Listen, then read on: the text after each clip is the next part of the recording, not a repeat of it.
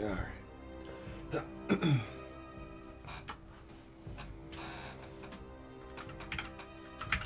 There we go. So, it's a chill Thursday. Started streaming pretty later than usual, but it's okay. We finished LASO yesterday, very early. And honestly, I have no idea what to do for the stream today. I would love to start a new game because I have just enough time before Witch Queen comes out. Well, I don't have the stuff for it yet. So, it is a game not on the PC, so I had to get some like capture card equipment type stuff. So, I should have that by next Wednesday. So Wednesday's stream would... I'm trying to think. Next Wednesday we probably just won't have a stream. And then that'll allow me to... Yeah. Anyways, I'll figure that out later this weekend. But we got some Destiny 2 stuff. The TWAB came out, and apparently it's a juicy one with weapons. So what I want to do is go over that together.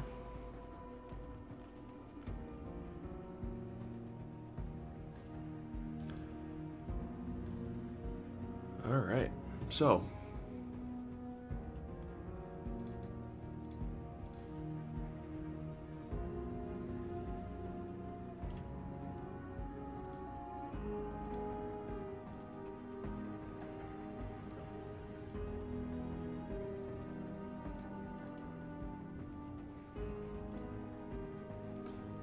let's read the sailor. It's... oh my gosh. It's a juicy one. There's a lot of stuff in there that we can kind of skip. It's like a bunch of community, like art and whatnot, which we'll look at briefly, but... whew. Get my talking voice ready. This week at Bungie, we've got a lot going on. Hello and welcome to another installment of This Week at Bungie, our weekly source of news and chatter from around the studio. Nothing too wild happened this week, right? Just your normal Monday morning announcement of Bungie joins Sony.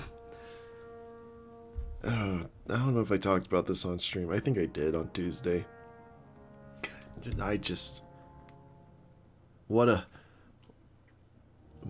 The future's gonna look weird. Okay, that was kind of a big deal if you hadn't heard much about it. Well, we've joined Sony Interactive Entertainment. There's a lot to unpack here, and we highly recommend reading through our announcement article and our shared vision article from the development team.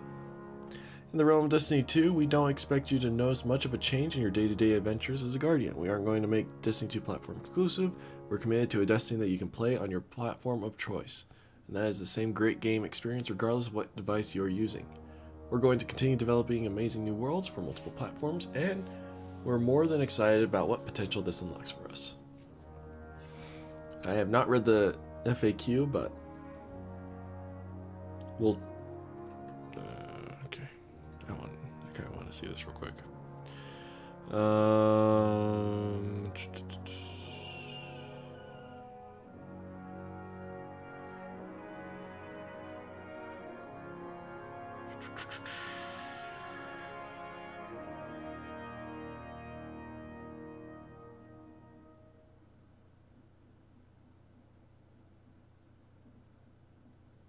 Okay, so a lot of the questions are just about cross-platform stuff.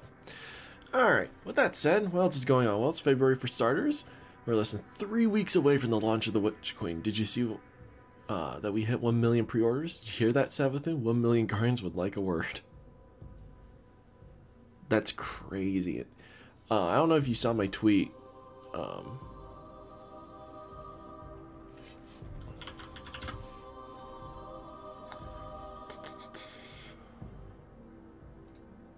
Yeah.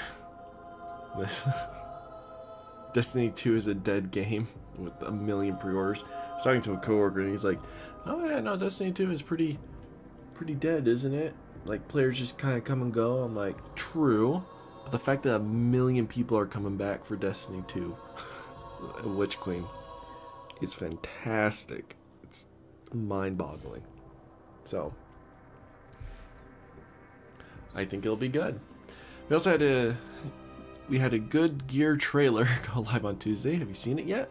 Well, even if you have, we're going to embed the video right here for you to go through the carnage frame by frame, hunting for new info. We'll watch it. What is the relic on Mars? The power to create your own weapon. Sorry. I was gonna mute the Destiny audio, but that's not gonna happen. Mars. We'll just listen to music in the background. Power to create your own weapons.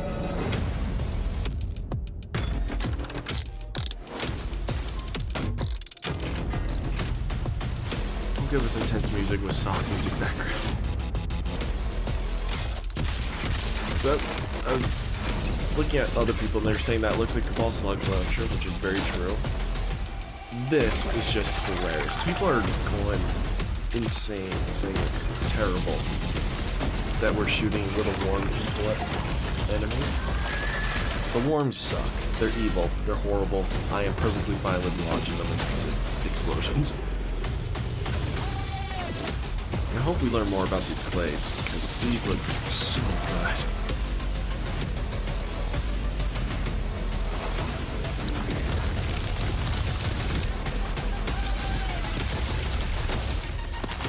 All the stasis grenades is gonna be so OP.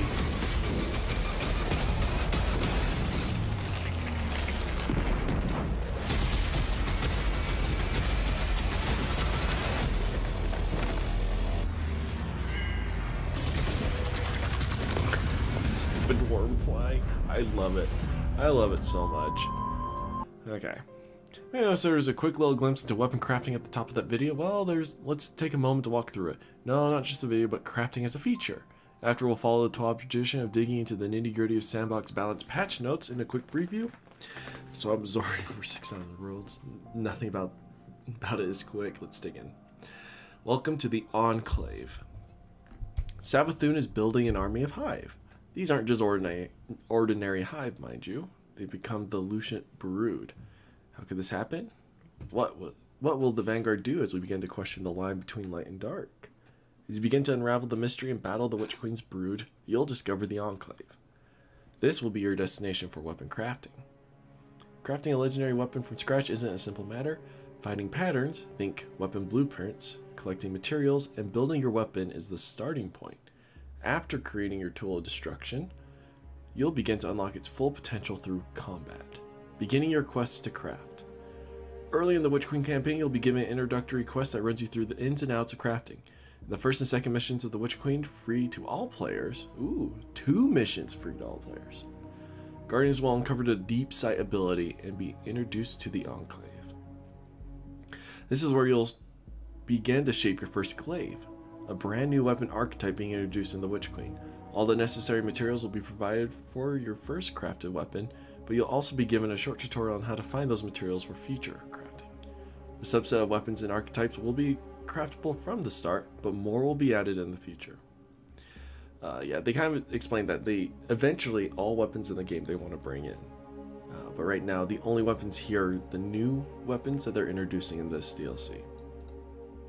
So, they'll backtrack slowly as time goes on. Man, look at just the wall of patterns and whatnot. That's really cool detail.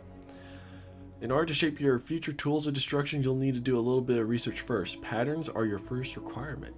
Some will be acquired through quest completions, while others can be earned by completing various gameplay objectives. Once you've earned your desired pattern, it can be crafted at any time with the required materials. Now it's all about the mixings.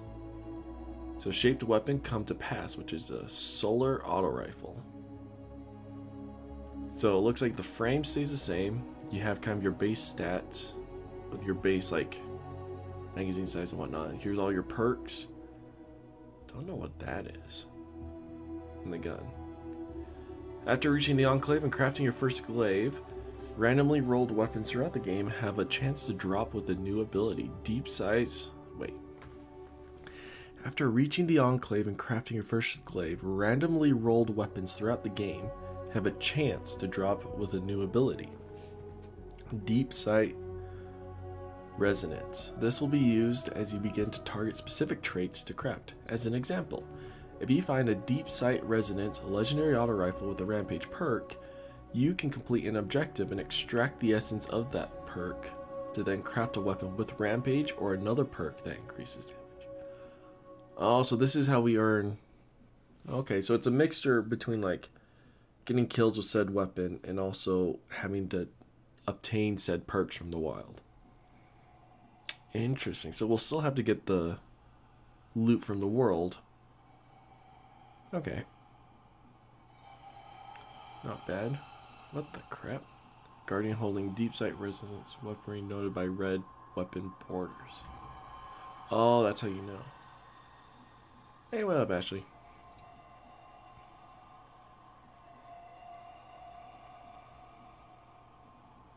So the red border means it's got the Deep Sight Resonance, which is just a mod here. This weapon possesses a resonance detectable by your Deep Sight ability. Use this weapon in combat or to complete activities in order to attune to this resonance and extract materials useful for shaping weapons. XP completions and usage. Okay. Well, this is a Stasis Smg. That's pretty cool. It's a lot of perks on it. Oh my gosh. Alright. So, for this guy, possesses, it's completed, extract the reticent elements from this weapon. So, this means it's done. This means it's, like, kind of in progress. Okay. Like current weapons, not every weapon pattern will be compatible with every trait, but you'll have a good list of traits to mix and match as you customize a given weapon to your desired specifications. Doesn't stop there though. Through the Enclave, you'll also be able to kick things up a notch and enhance your traits to strengthen their flavor. Leveling your weapon and enhanced traits. Once a weapon is crafted, Guardians may begin to increase its level by using it in activities and by defeating enemies. This is where the bulk of your crafting playtime will be. The more you use your weapon, the faster you'll unlock its full potential. Enhanced stats and traits can be unlocked when reaching higher levels, granting slight bonuses to your weapon capabilities. Okay. Our goal through the system is to give players a reason to invest in their weapons, far beyond what Masterworking could offer in the past. Each weapon can now act as a long-tail pursuit as you look to make your freshly crafted weapon the best it can be. So they're all high-impact frames.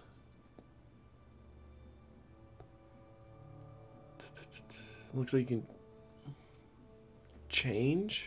Okay. So I guess each of these, so 1, 2, 3, 4, 5. 1, 2, 3, 4, 5.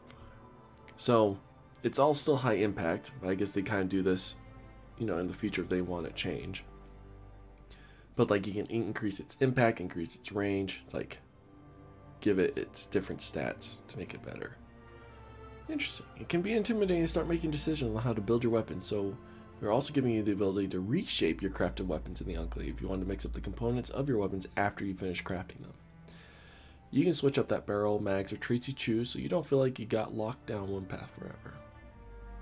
Shape or reshape. Ooh. As Guardians begin to embrace this new system, you'll begin to see new legends rise. Some will prefer Hake and other foundries. Others may dabble in new weapons from Redacted. Ooh. Are we having a new foundry type or something? We're excited to see which weapons you embrace. Mementos. While the majority of your crafting experience will be dedicated to mixing, matching, and enhancing traits, there is also an opportunity for a bit of customization when it comes to appearance and activity-specific trackers. At launch, one weapon memento will become available for players to earn through Gambit, unlocking a Gambit-themed appearance and tracker. Oh.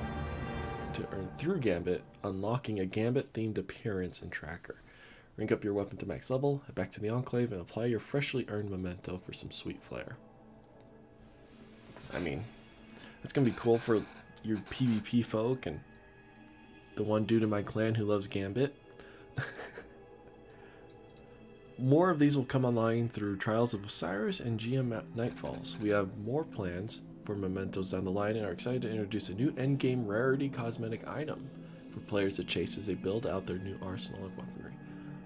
That's a lot of cosmetics. It's pretty cool though. Like, kudos to the art department. This is a big task. Now, exotic crafting.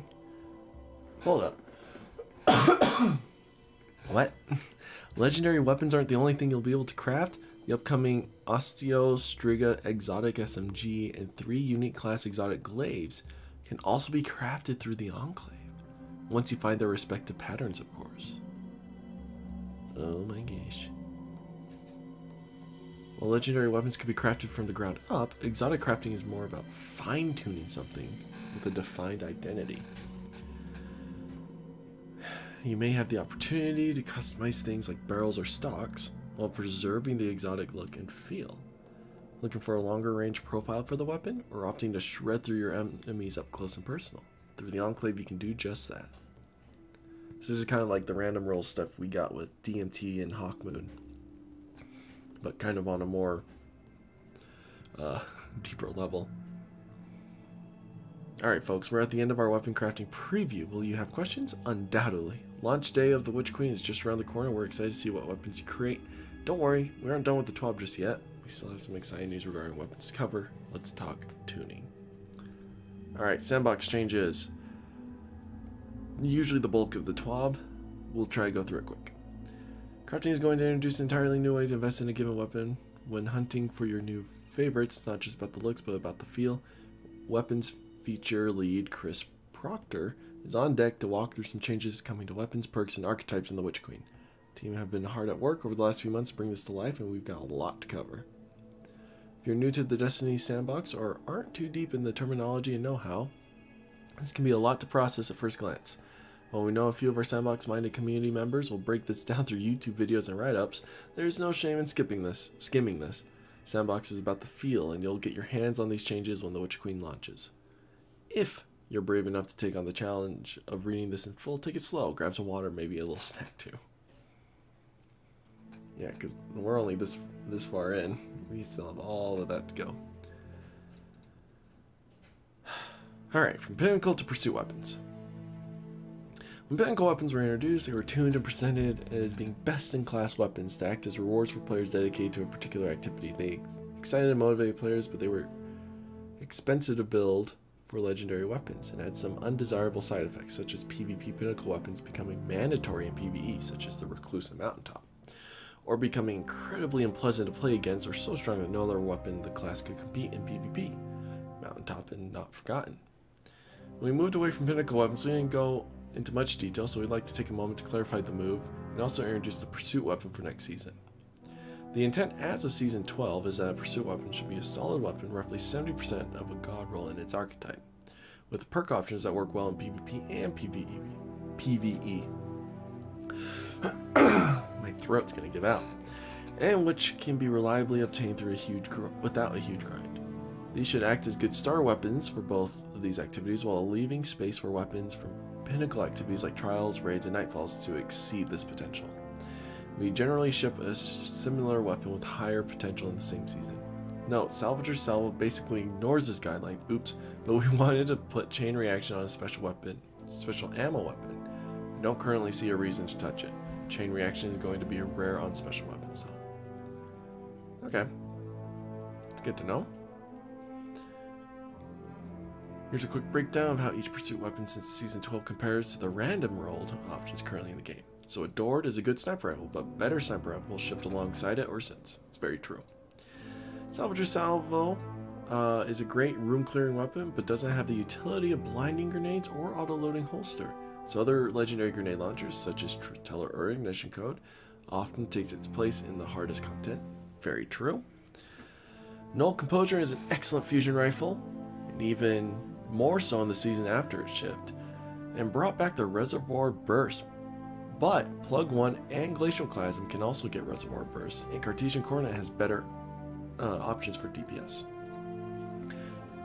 I need to get this with Reservoir, but anyways. Ascendancy Rocket Launcher brought back the Explosive Light perk, but Hothead can also get this, and it has other good perk options. Oh, I didn't know Hothead could roll with Explosive Light. I don't use Hothead though. And with that, let's look at the Reckless Endangerment Pursuit Shotgun. Oh, it's going to be a shotgun this time. Okay. This weapon is coming in Season 16 and introduces the new Steady Hands perk for a massive handling boost after a kill, plus Snapshot. There are several other shotguns in the release with more sought after perks. Okay. Wish they explained this, when they started this process, but that makes sense. Origin traits. We've been talking about the difficulty of making different weapons of the same type feel unique for years at this point, and in the Witch Queen we're doing something about it. Every weapon that's new or returning in the Witch Queen will have an origin trait determined by its source in a third trait column, including all new legendary weapons and all returning trials, Iron Banner, and Nightfall weapons. Origin traits will only appear on new drops of a weapon. They won't be retroactively added to old drops. So we got to regrind for all of our old gear. These traits vary in effect, but the guideline is that they either have high uptime and medium power effects or low uptime and high power. There are 14 origin traits in total shipping in the Witch Queen Season 16, and we expect to ship around 3 new ones each season after Season 16. For example, one for Season 17, one for the raid or dungeon, and one for the seasonal event until we have one for each event. Make sense? When we refresh old weapons from a given source, for example an existing raid, or old pool of seasonal weapons, we may create a new origin trait at the same time. Here are some examples. So for trials, Alacrity. Gain increased reload, stability, aim assist, and range when you are the last living member of your fire team or running solo. Oh, solo play is going to be rough then with this. Oh my gosh. 20 reload, 20 stability, 10 aim assist, 10 range. Solo includes solo lost sectors and rumble, for example. Oh, okay. Well, that's cool.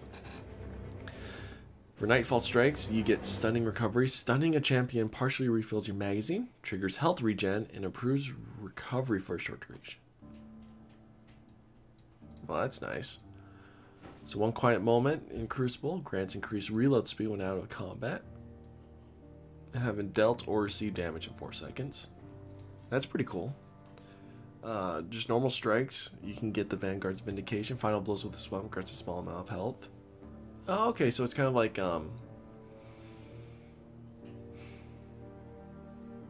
whatever the healing perk is, but it's kind of intrinsic. That'd be cool. Anytime it makes sense due to the source activity, a weapon will have multiple origin traits selectable. For example, Nightfall weapons can select between Nightfall and Vanguard traits. Trials of Osiris can select between Trials and Crucible traits. My roommate is barking.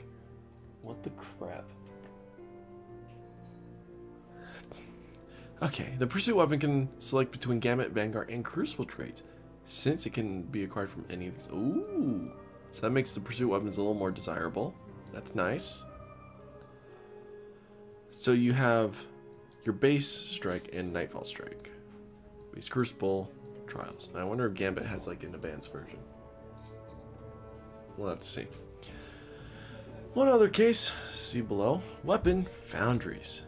Guardian, there was something I wanted to tell you. What was it, Ben? He scratches his forehead. Oh yeah, guns. Just cleaning out that locker back there. Benji motions to a dust cake storage container. Found a couple things you might be interested in. The XO reaches into a crate next to him and pulls out a glistering Fugue 55 sniper rifle. Stack of shiny new Suros weapons, manufactured for the Red War by the looks of them. Peers down the sights of the rifle. Been years since I held a new Suros. Good balance, solid craftsmanship. This is fine work. Benji stares off wistfully, seeming to forget you're there. His eyes snap back to you. What was I going to tell you? Alright, guns. Banshee uncrates more weapons in mint condition. These were earmarked for Zavala, Drifter, and Shax. Maybe if you're lucky, they'll let you play with them. There's a lot more where that came from. Banshee gestures to a whole stack of crates swimming in a cloud of dust. Hand cannons, pulse rifles, Amalon, Hake, Vist. You're gonna have a ball. In Season 16, we're replacing the old world loot pool with 12 new weapons in the style of the Destiny 2 Year 1 Foundry weapon sets. Thank goodness. 3 weapons from each of the Suros, Amalon, Hake, and Vist, which is new. This is not Destiny 1. This is a Destiny 2 foundry. Plus 1 foundry weapon for each. 1 foundry weapon each for Vanguard, Gambit, and Crucible. Yes. Hake was my favorite, to be honest. I love the modern day feel it has, but I like the rapid fireness of Beast. Each weapon will come with a foundry origin trait themed around that foundry's personality. So Suros. So on every Suros Vanguard weapon, it'd have this Suros synergy along with like the Vanguard traits. It's interesting to know. Reloading grants this weapon bonus handling and reduces incoming flinch for a short time. That's really nice. Hake has breach armaments. This weapon deals increased damage against vehicles, turrets, barricades, and stasis crystals. Interesting. Structures and turrets. That's interesting to know. Amalon has increased reload speed and stability for the top half of the magazine. Oh. So stability is max plus 20, reload max plus 30, reduces as the magazine gets lower. And via Stinger, chance on damage to partially refill this magazine. Wow, that's really good. So it's like it reloads as you're shooting. And if you have subsistence on it, it's like you'll never run out of ammo. In addition to the Foundry Origin trait, each Foundry weapon's perk pools lean into that Foundry's identity. Big damage for Hake, consistency for Suros, ability tie-ins, and weird stuff for Amalon, and never stop firing for Vist. Upcoming Vanguard Shotgun, Crucible Hand Cannon, and Gambit Auto Rifle. Looks good. Gambit one I like. It is a Hake though. I like it. Foundry weapons that drop from a source aside from the world pool can switch between the Foundry trait and that source's trait. This doesn't imply that Foundry weapons will be commonplace outside the world pool.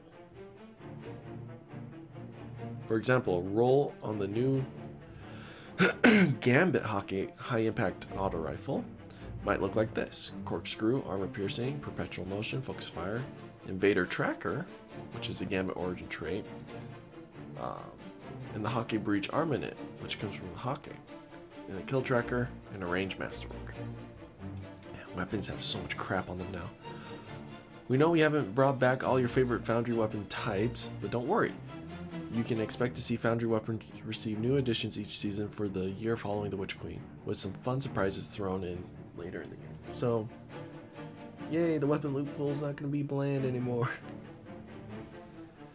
And this definitely gives you a reason to get new guns. My whole vault of guns are going to be cycled out for sure. Alright, this is where some fun begins. The rest of the section will be more of a patch notes preview fill. Lots of bullets, not a lot of pictures. Still have that snack and water handy, feel free to take a moment and get a refill. Kill trackers were once one reason to masterwork a weapon, but we now see no reason to negate these by masterwork. They'll be present by default on all weapons that shipped in Forsaken and later. Exotic weapons prior to Forsaken will be updated in a later release. Okay. Yes, this means masterworking should no longer be seen as mandatory, and we expect the plus 10 to a weapon stat, or plus 10 to primary stat, plus 3 to other stats for adepts, to only matter to dedicated PvP players. We have no specific plans for changes to masterworking at this stage, but we'll revisit it later. Note that we did discuss gating the origin trait behind masterworking, but ultimately this won't have achieved the goal of weapon differentiating for non-masterworked weapons. Sweet, so you get a weapon, you essentially have full access to everything, and masterworking all it does is like this crap. Following in the armor team's footsteps, weapon mods for legendary weapons are now free and instant. Oh, thank goodness. I hated spending money on just a weapon perk. We believe that many pain points around special weapons in Crucible are exaggerated by how easy it is to acquire special ammo. Yes, and while we've touched this in the past, we're making a further adjustment now. You will now only drop one special ammo. Maximum you can pick off a special brick is one Scavengers add to this as normal, but they are going to evaluate that. Players quickly found another way to execute the quick swap glitch, so we fixed another animation cancel. Oh, funny. Archetypes. The Season 15 Fusion Rifle rework had a lot of moving parts. Rapid fire precision and adaptive fusions came out of this different but all quite strong. But high impact fusions are hurting. We've definitely seen all fusion rifle subfamilies occupy different roles and want to maintain the large difference in charge time to keep these distinct for now. So we're nudging damage up to make it easier for those to land kills at range in PvP, and are bumping the PvE damage scalar. That said, we'll keep an eye on how they're doing and may adjust charge time down a smidge in a future release. Increased high impact fusion rifle damage per bolt from 62 to 64. So it doesn't seem like a lot, but allows more rolls to cross bolts to kill threshold. Increase high impact fusion rifle PvE damage bonus from 15 to 20%. Nice. So hopefully high impacts have a place now because they just suck. We like that the crowd control capabilities of breach grenade launchers and PvE have taken off, but as it stands, there isn't a meaningful trade-off for the added utility that blinding or concussion grenades give you. And it's unreasonable that a way to really annoy other players in PvP can also one-shot them. Reduce blinding and concussion grenade damage by 25%.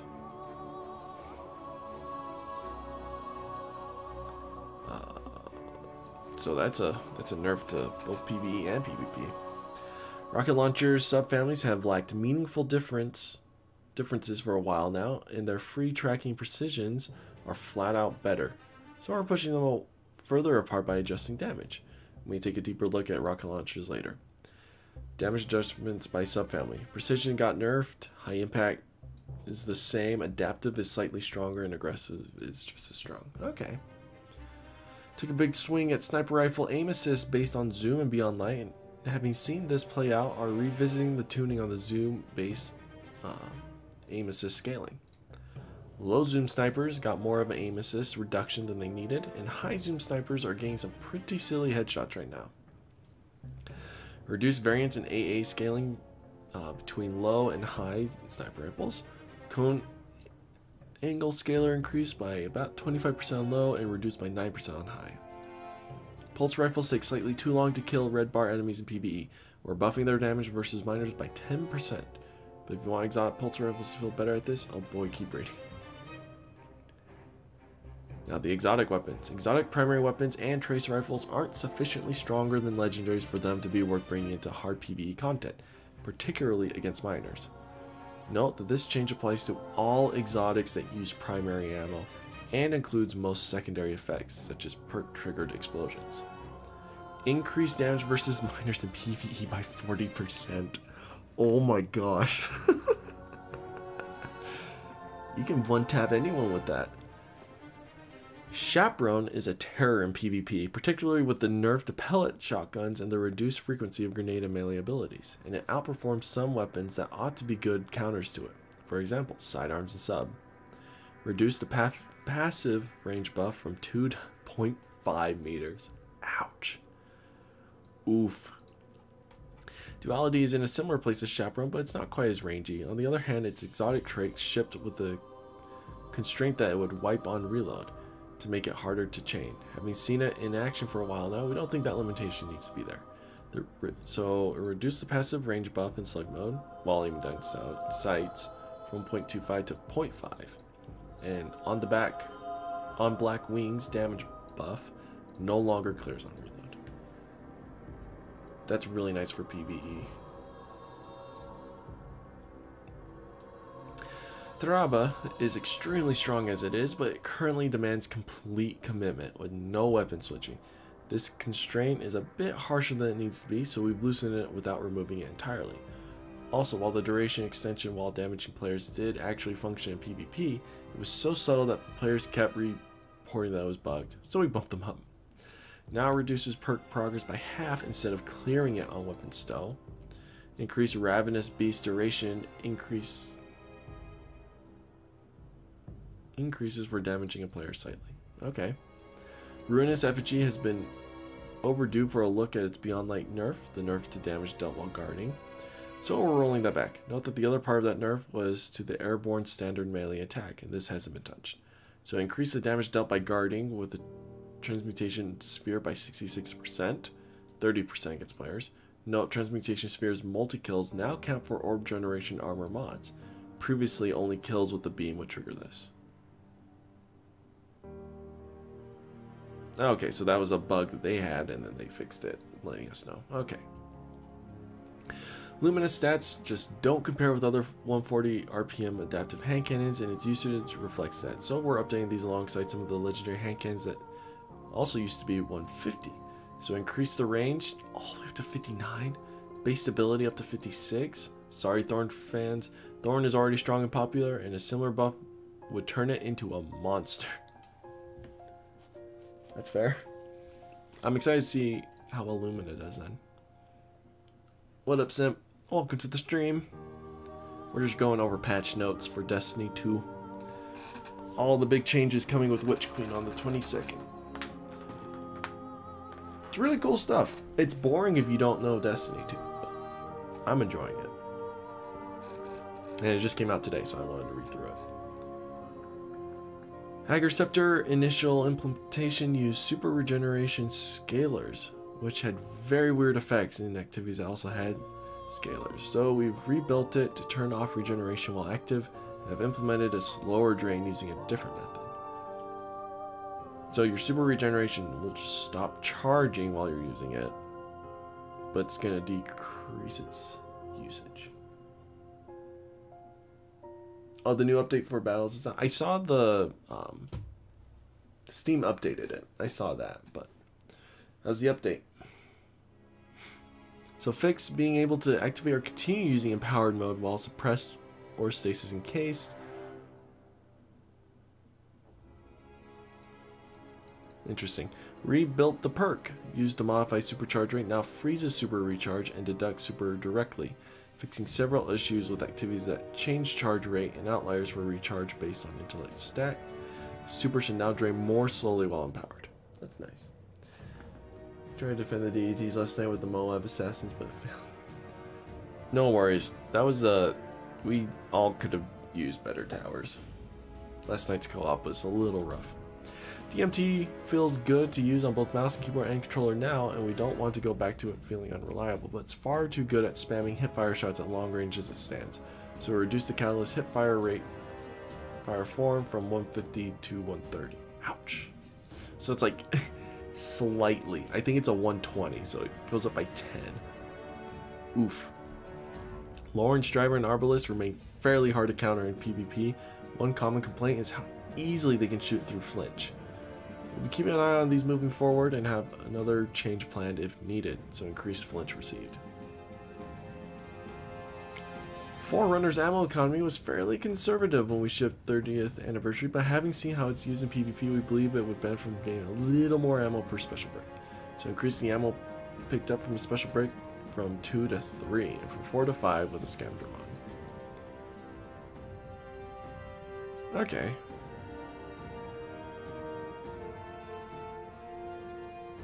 That makes sense, because, I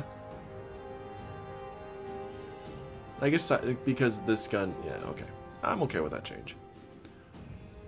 Alright, legendary weapons. Several legendary weapons have out-of-band stats, either to their benefit, detriment, or a bit of both. When infusion caps were still around, this was okay because they'd cycle out eventually, but now that the weapons remain viable in all activities indefinitely, the solution is to adjust outliers to be in band. Okay. Hand cannons. The band for legendary 140 RPM hand cannons aim assist ends at 84. And this extreme should be for a hand cannon from a pinnacle activity like a raid or trials. But when 50s were converted to 140s, many of their stats were either too low or too high. We're adjusting the stats of these to be within the standard ranges, up or down, as follows. So Dire Promise got less aim assist, but individual. Jack Queen King, don't have that, don't care. Spare rations. Ouch. Fellrunner's Lion intrinsic perk makes it far too consistent and lethal compared to similar shotguns, and it's had plenty of time to shine, so spread angle is down. Oh, it spreads more. Sorry. Most of Ikelos SMG stats are wildly out of bound for an aggressive SMG, but it does suffer from having a low zoom compared to the other populars. Holy cow, Ikelos got nerfed. Oh, that's a sad day. I love that SMG. There's a reason why it was so popular. Typically, we don't adjust base stats on specific weapons at all post-ship, so we don't intend to do this regularly. Perks. We want players to be able to choose to build into hip firing more easily, so we're adjusting hip fire perk grip to support this. Now, increasing damage fall off start and end distances by 20%, except on shotgun, sniper, and fusion. Okay, so anyone running hipfire, kudos to you. Adagio often felt like it changed a weapon's subfamily to the next slowest rate of fire, but worse, particularly when comparing damage falloff. So increase the duration from 5 to 7.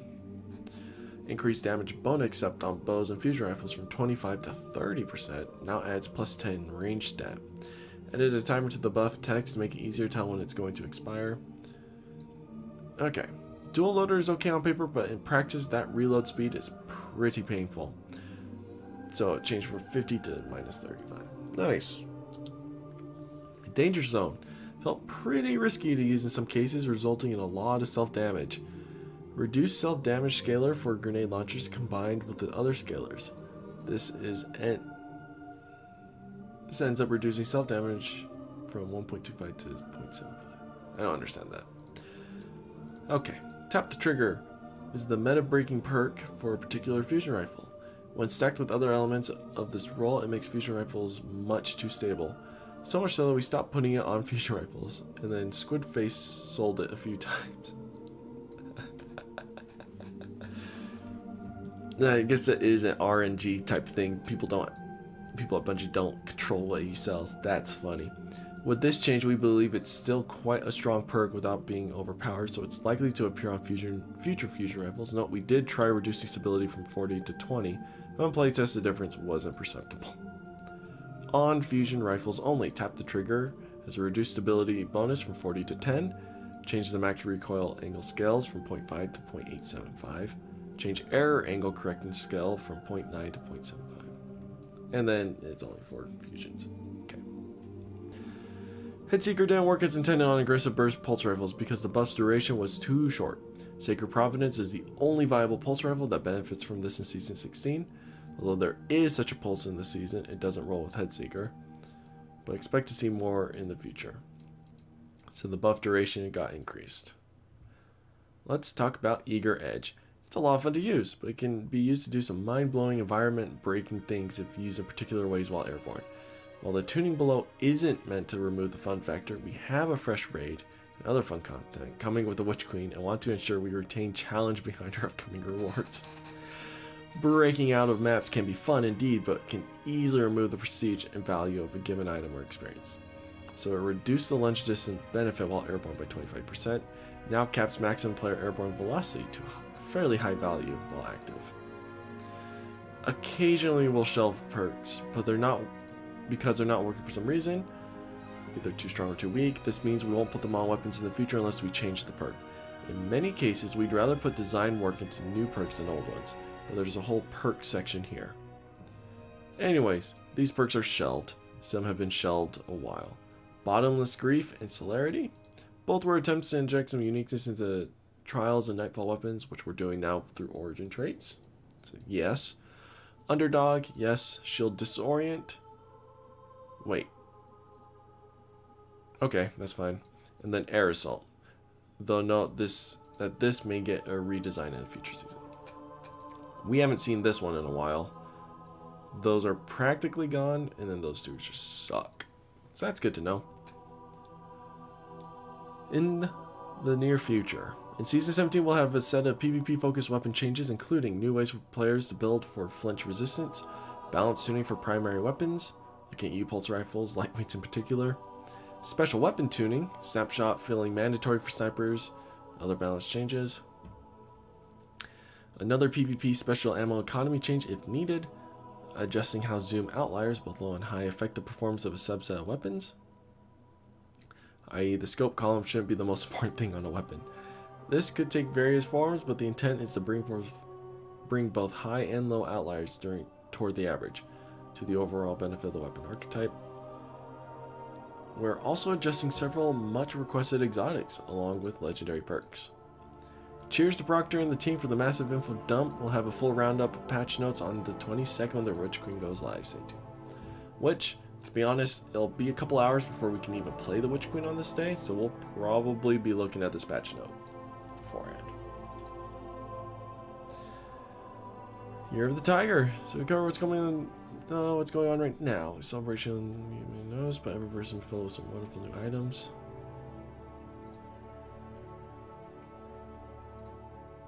Well, that's cute.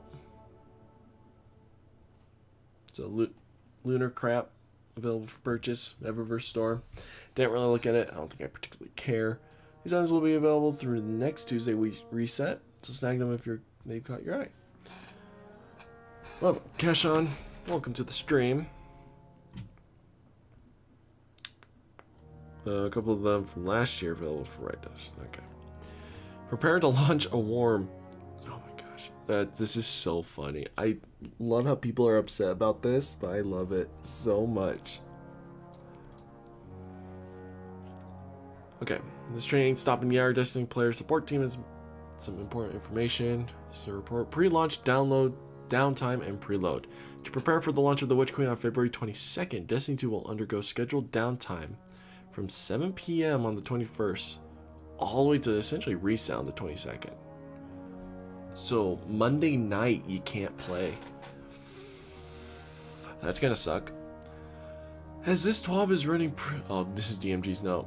We'll do the math for you. That's 14 hours of downtime. We hope you can use this time to get some sleep, prep some tasty food, or do whatever your heart's desire before diving into the Witch Queen. With the announcement of 1 million Guardians already having pre-ordered, we're also expecting a bit of a queue as things open up. Please stay tuned for additional details. He tweeted this, and it's really funny.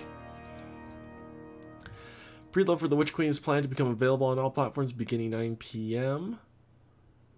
Pacific time. Oh, so about 10 p.m. my time on February 21st. Stay tuned for further updates as we get closer to launch. Now, for the Shattered Realm activity.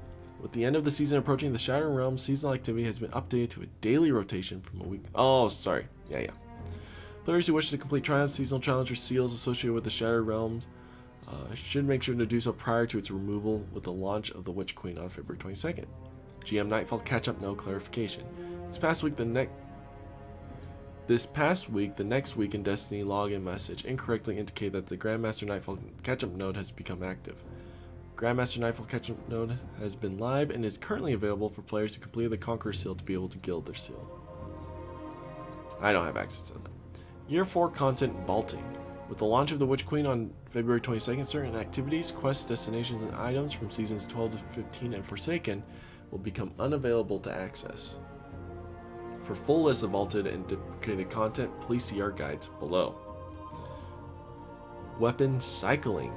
The following weapons will be leaving the ritual rewards pool with the launch of the Witch Queen: Igneous Hammer and Soulless Scar, the Swarm, Shadow Price, Uzum, and Hungry, Multi-Match, Time Worn, Guiding Sight, and Steady Hand. It's the only one I particularly care about, and I already have the God Roll, so we're good. Players should make sure to claim all Ingrams and other rewards before the new season begins. Any rewards not claimed from ritual vendors will be removed at the end of the season. Known issues. We see known issues. Homes not successfully attached to Phoenix Protocol when stowed. Oh, that's funny. That's the only bug issue. Okay. And these are movies of the week, artists of the week. All right.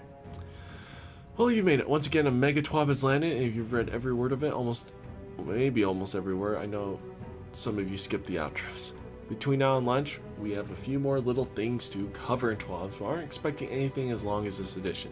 The next few weeks will be your opportunity to rest up for the launch of our next expansion. Get some sleep, eat well, maybe even soak in some sunlight if the weather permits. Of course, you're going to maintain a healthier lifestyle after February 22nd, right?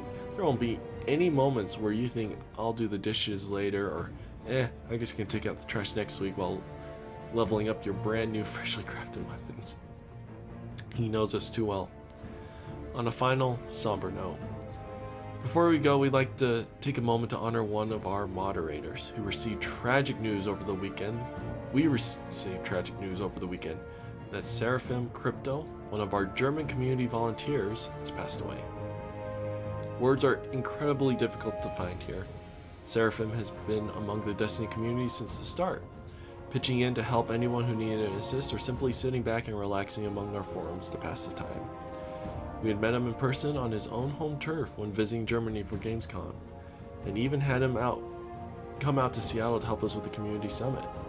Every exchange was positive, inspiring, and heartfelt. His love for this community was immeasurable. You could tell with every exchange how wonderful, unique, and passionate he was, and how much of an inspiration he could be, not only to us at Bungie, but to players of our whole worldwide community. Thank you for everything, Seraphim. You are loved, you are missed. We hope you are able to rest well. We are sending our love to your family. Much love, DMG. That's the TWAB. I saw that news, and honestly, I never heard of the guy. That's always a sad thing. I think he passed away with, like, some sort of health problem. And he was kind of younger, too. So, it's always sad. Wow, what a TWAB. Oh, that's so long. I'm gonna have to watch Astacross's video later.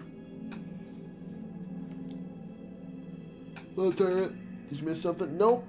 I just read this entire article, and that's all I've been doing for the last hour. If you're into Destiny 2, lots of fun changes.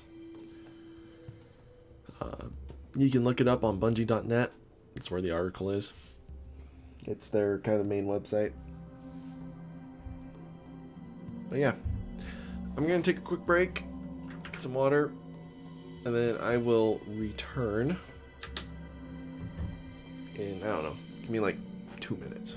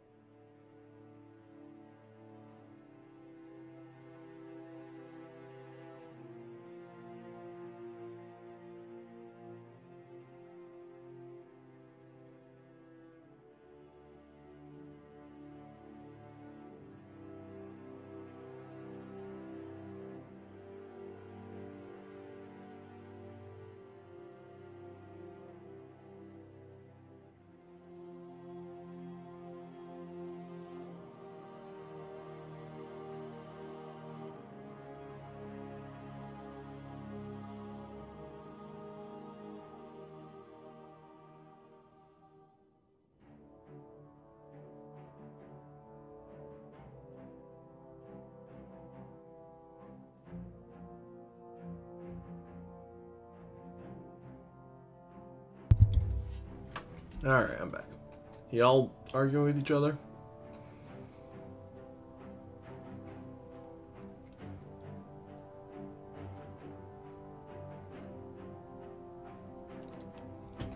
Okay. Y'all play nice. So. Oh, I can fit.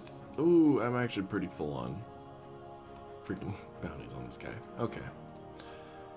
If that's the case, we gotta work on other things. What? Oh, I can get rid of this. Okay, cool. Let's go do that. Sorry. So, I'm just gonna play some Destiny for a while. If I get bored of this and I'm still like, oh, maybe I can switch over to other games and whatnot. But I've still got quite a bit of stuff to do in this game, especially with Witch Queen coming up.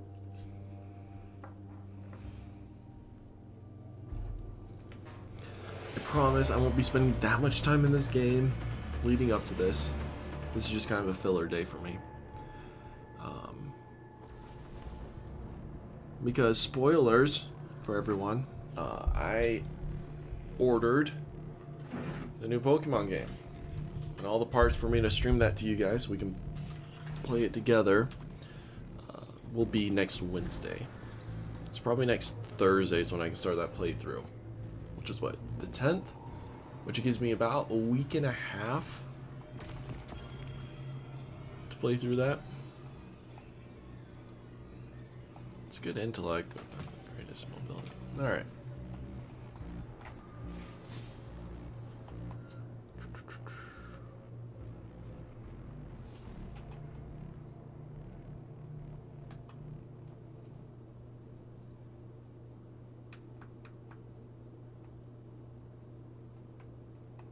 Alright, we'll change characters. Let's switch over to Titan. Let's work on him.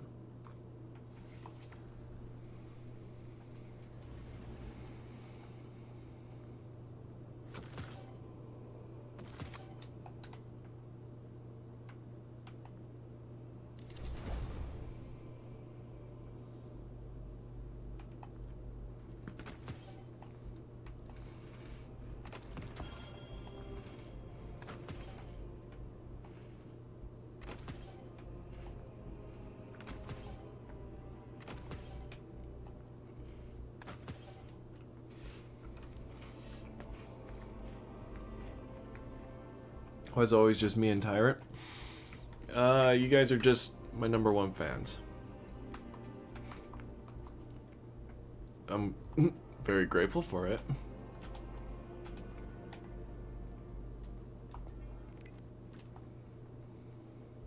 But I don't know why it's always just you two. But I'm not particularly complaining. So something we have to do is just a ton of these Empire hunts.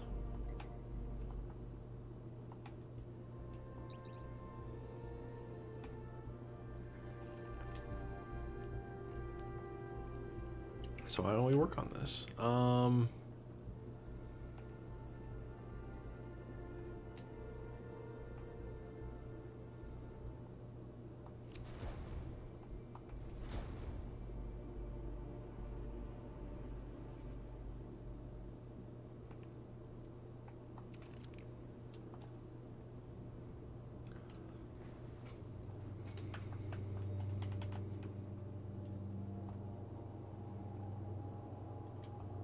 Sometimes people don't chat, they prefer watching the stream instead. And it's also very true. I can sometimes see my stream numbers. They're not always the most accurate. But there's always more people in the stream than like the amount of people chatting. So, and also because these streams are also recorded to YouTube, like if you guys aren't chatting, I'll just talk to myself. Because I know, people will be watching it, and if I'm not talking, it ain't fun.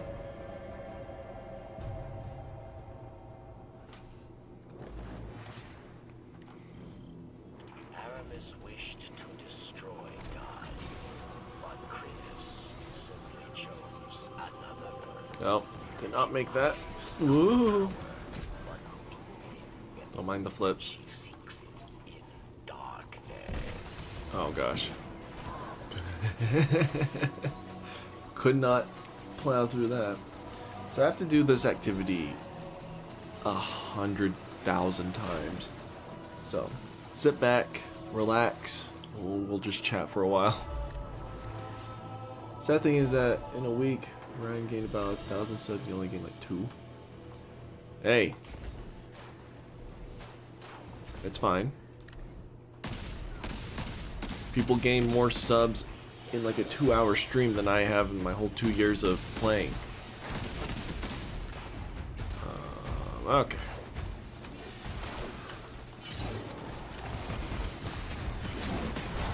Dang it. Freaking shanks. Okay, we can't use this gun.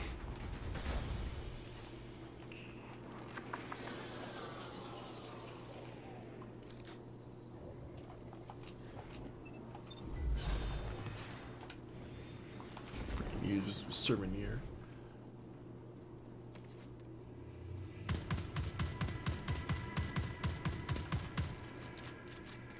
Is Ryan Tutti? Is this the dude y'all are always talking about?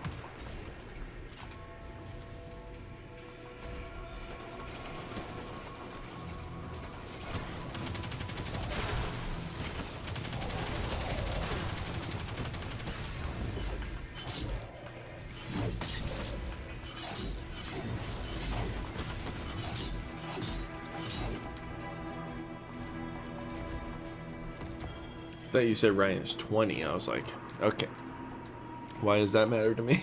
But, no, Tutti.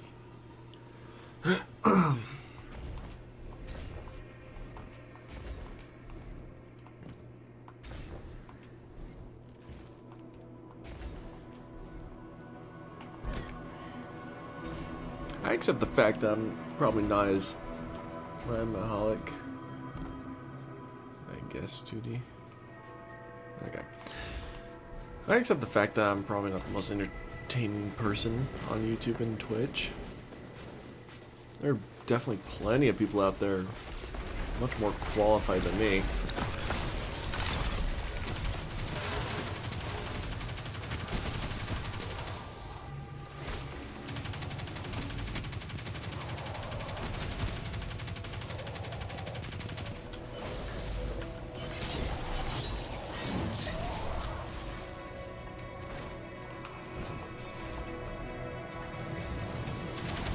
He's more of a mod.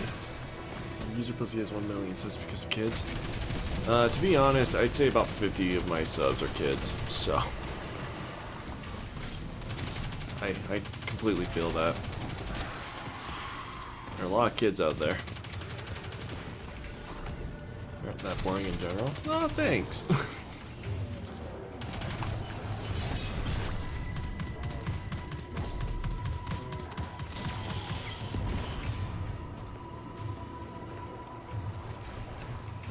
At least I get to enjoy the stream. Well, that's good.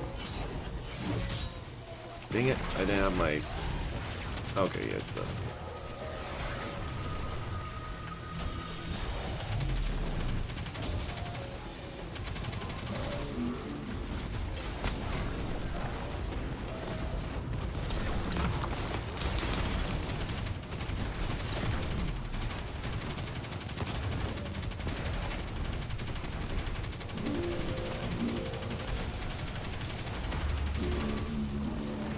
Alright, we got this, we got this.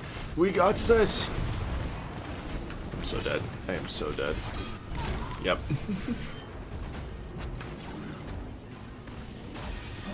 He's getting shot up by Corey and NFW. I have no idea who any of those people are. You're saying words.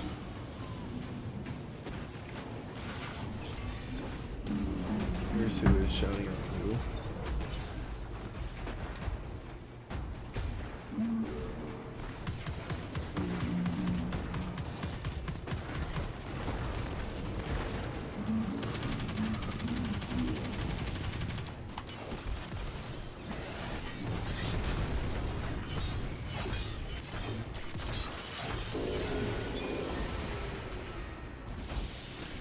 There we go.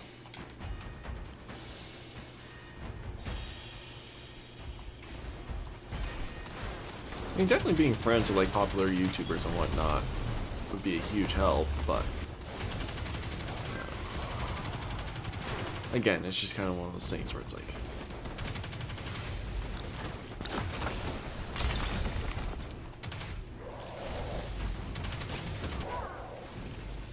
all right. Gosh, I'm so sick of this.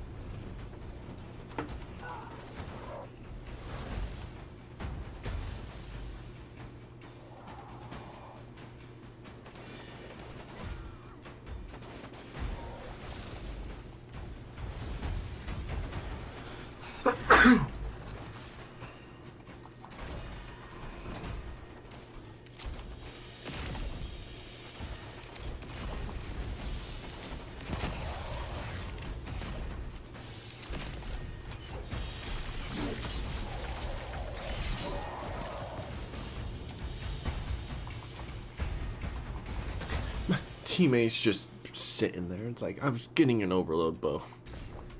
Calm down.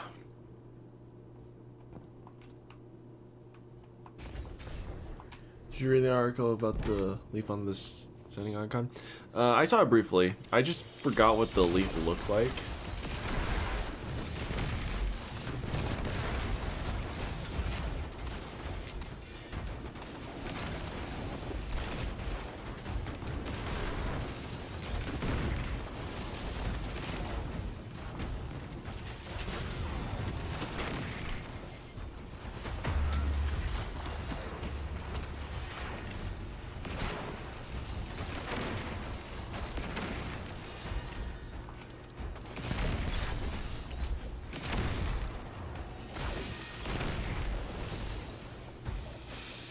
Each other is a power shotting bow.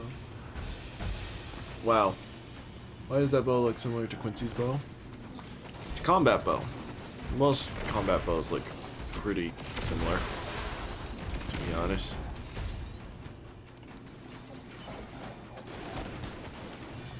Freaking servitors.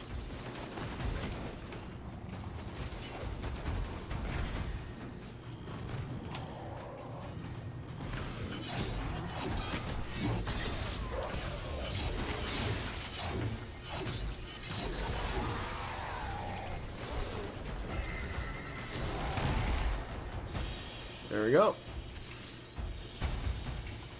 That's a lot of people bouncing off each other. Makes sense why they're popular. I have no one. Oops. That's not what I meant to do.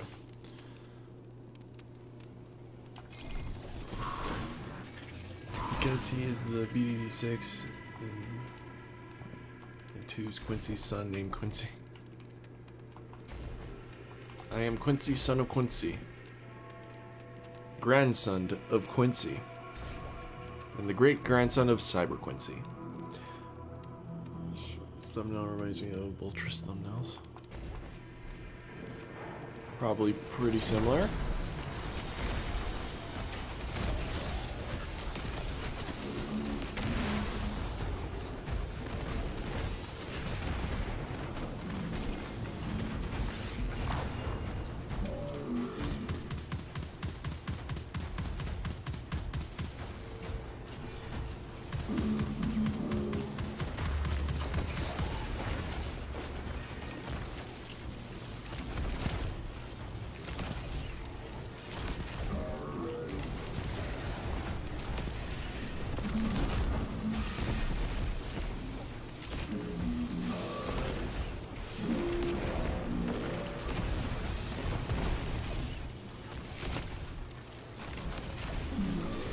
Stream is gonna be laggy for me. Why is that?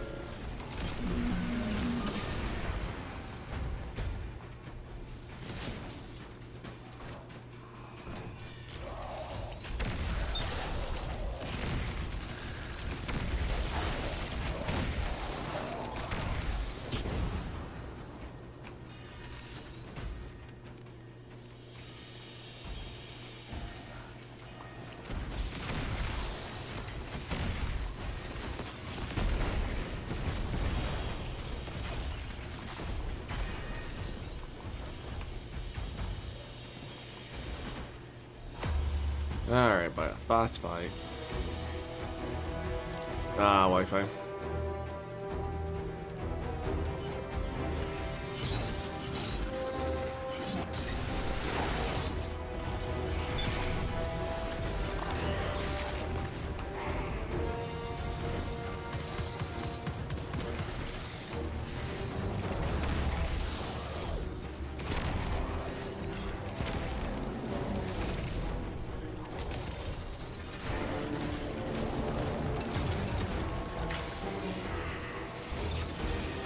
Glad I wasn't over the edge of a cliff when she froze me.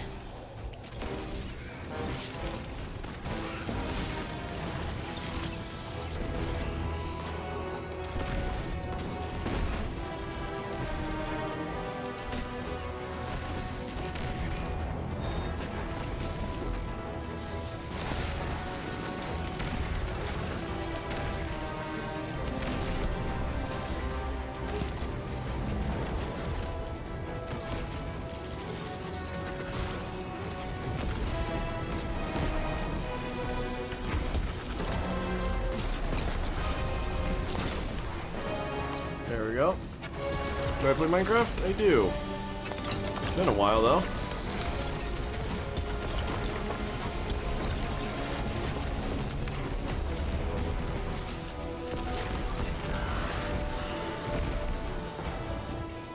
She's down, Alex. Let's go. That's I really don't know about the NK logo. The NK master is basically an in-real-life animal called a kiwi. entire council. True. And it's a ninja kiwi. And it likes to eat kiwis, the fruit. To the Guardian. But in death, Erebus becomes myth.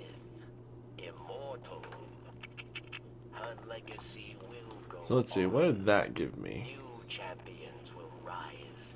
So I'm at 30%. We must stay always vigilant. 15%.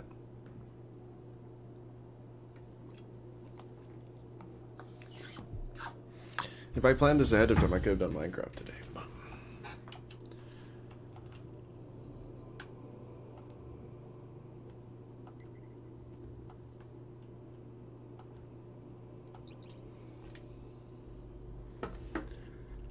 you're streaming this stream on 8K 120 FPS? Wow, that's amazing! Because I'm not even outputting that. I'm outputting 1080p at 60. Not the fruit. Kiwi is also an animal. Yeah, but kiwis like kiwis. That's why they're both named the same. Did you not know this? Let's see. I wanted to start using this. Let's get rid of you and you. I want to start using you. Okay. Alright. We are done with this nonsense. I'll also run that, just because. Kiwi is an animal, I think. Ah, I think it is. But Kritis simply chose another. She craves not power, but meaning. And she seeks it in darkness. Excited for the new weapon changes. Oh my gosh, it's gonna be so good.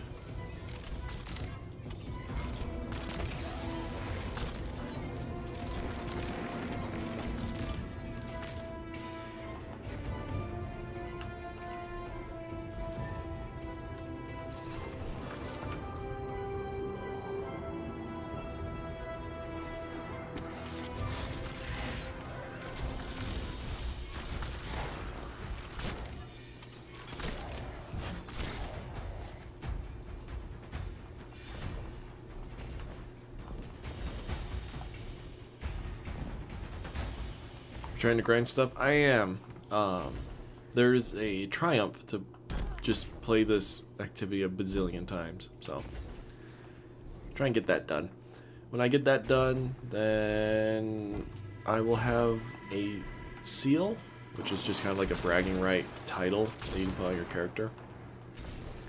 Because the time gate for said seal ends when the new DLC comes out, so I want to try to get this stuff before then. Otherwise, I can't get it, and all the work I put into it is nothing.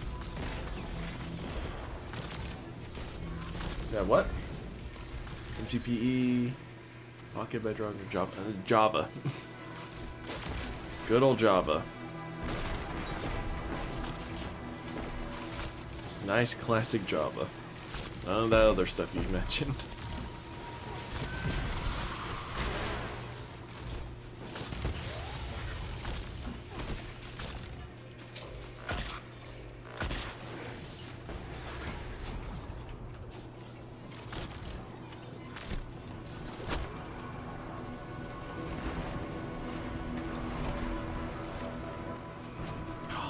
I'm so excited for Witch Queen.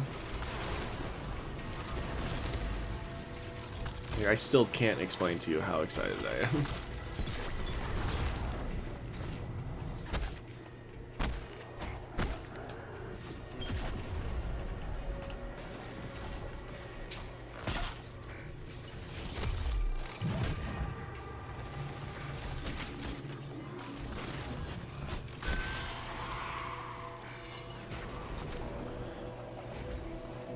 You can laugh at Bedrock for mine coins? What?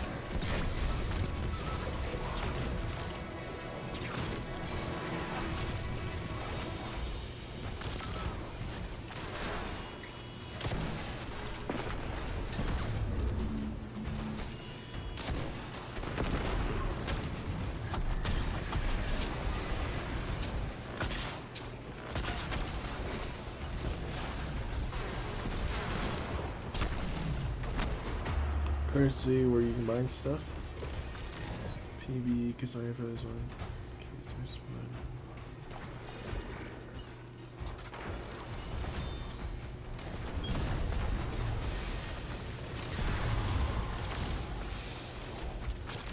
Where is this dude? Dang it! Someone stunned him. Pick me up.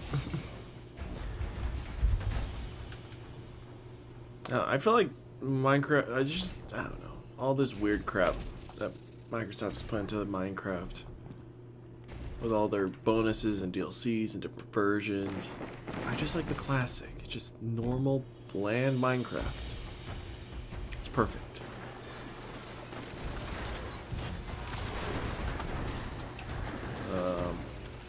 Where's the champion? I got him. There we go.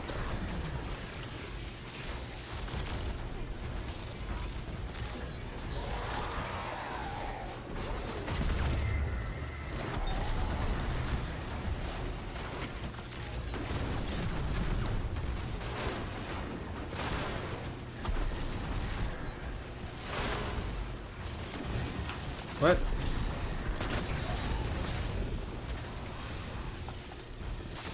Java is better. Agreed. Java is what I've always used and what I will always use.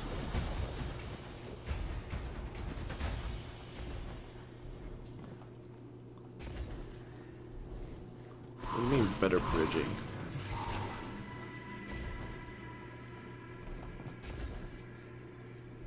What does that mean?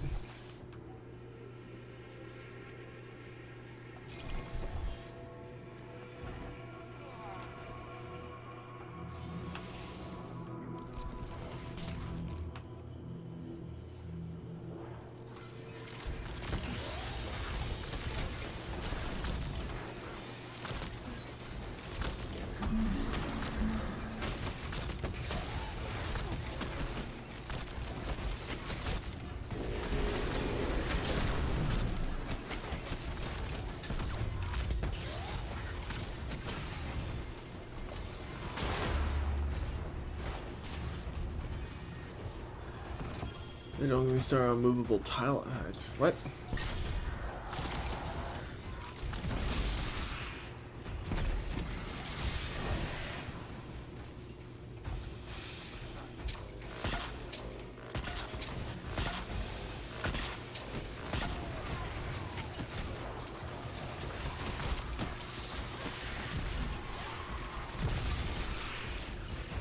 Interesting. Do you want me to show you it? You just send a picture in the Discord. Put it or gaming or something.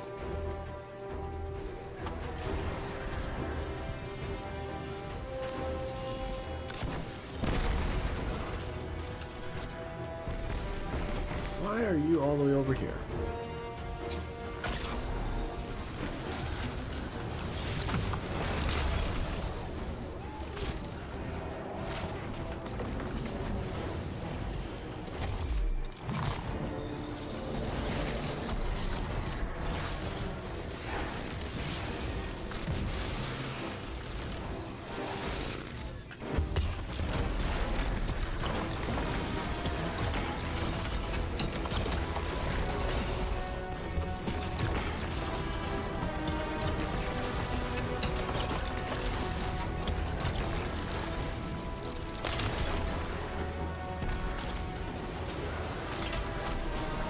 Hey, send a pic of bridging? I don't know what you're even talking about.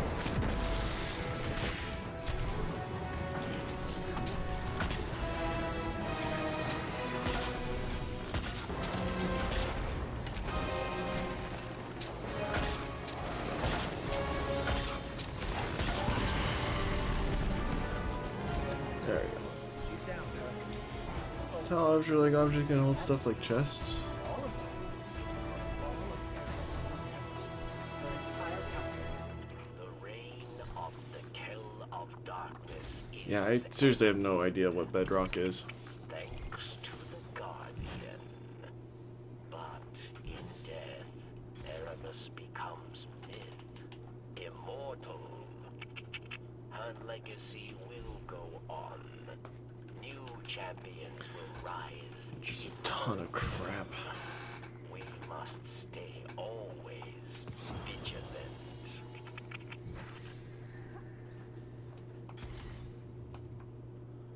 Again.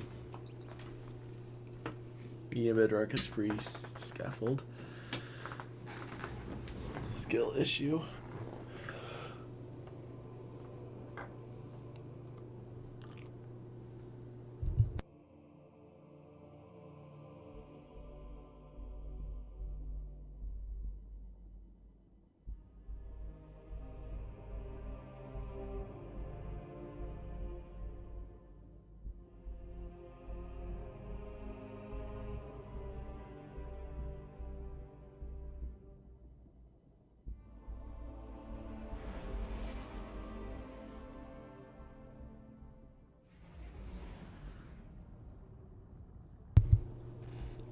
I know what bedrock is. I'm assuming you guys are still talking about the bedrock edition, though, right?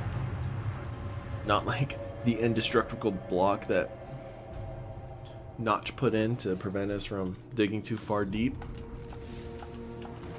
Erebus wished to destroy gods, but Crinus simply chose another. She craved Maybe once we get this triumph, I'm gonna redecorate my warlock. Make it more fashionable for the new DLC.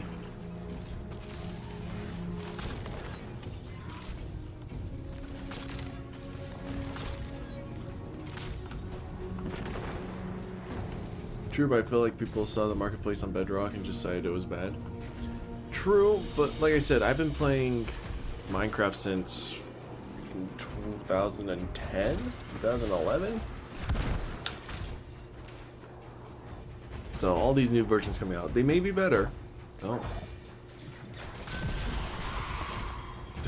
get me wrong. I'm just saying, like, there's no reason to switch to a different version, figure out how that works, figure out all that stuff. I just stay true, keep updating the one I have, and just keep going. Bedrock is the console version of Minecraft, also called Windows 10.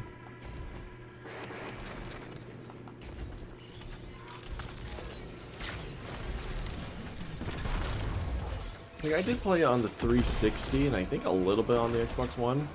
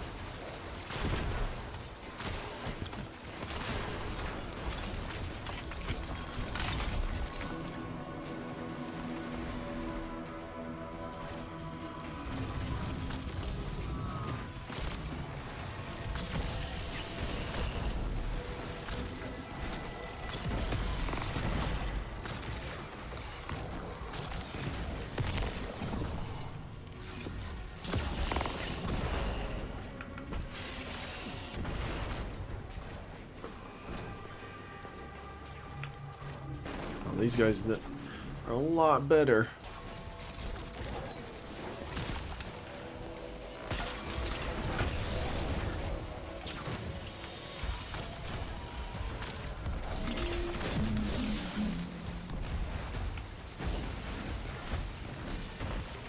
Where be the servitor?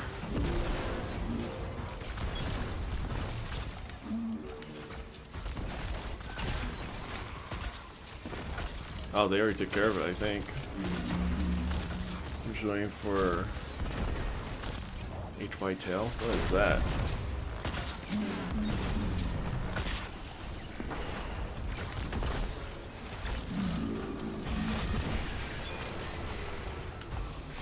Hightail? Is that what you're trying to say? What's hightail?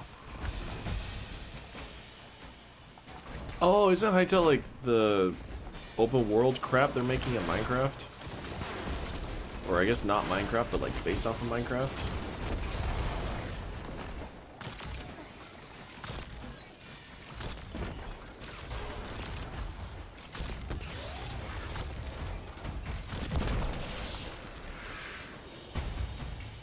Yay, more spam.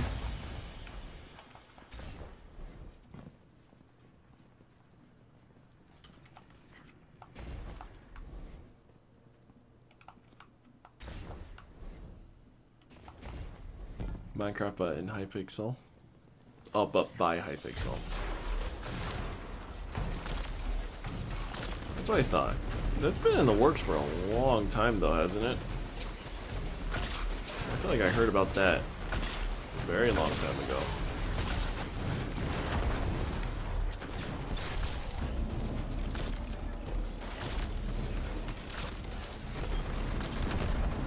It'll be intriguing to see what they come up with and whether or not, you know, Microsoft's okay with it.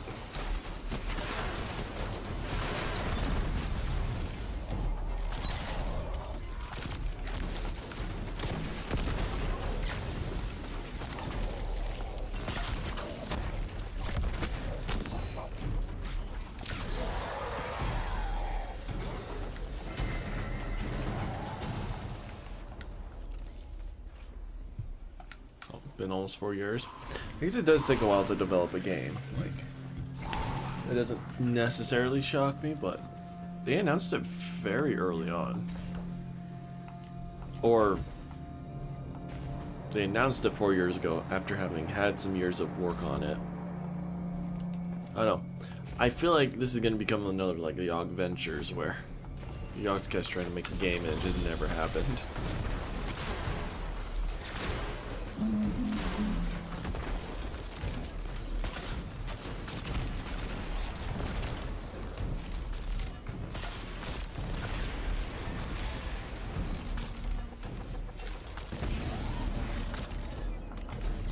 It's all like Microsoft buying game companies.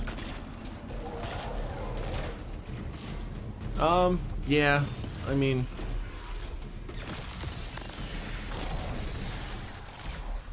I think it's okay. I don't necessarily hate Microsoft. They seem to be pretty nice to their like subsidiaries. Just so long as like they do a good job and put in their best work, Microsoft really give two poops.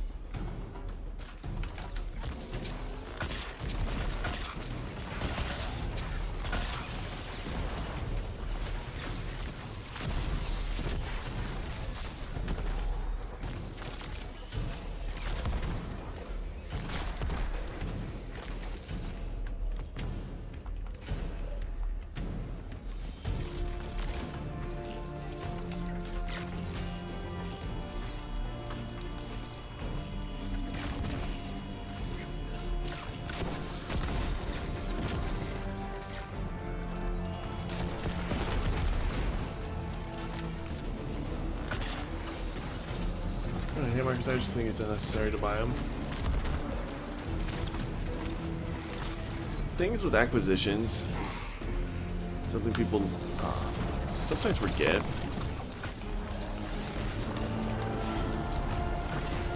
Is that Microsoft, when they buy things, yes, they get the money from shares of that company and whatnot, and it's like kind of crap because sometimes Microsoft will make them do things in favor of them instead of like as a whole.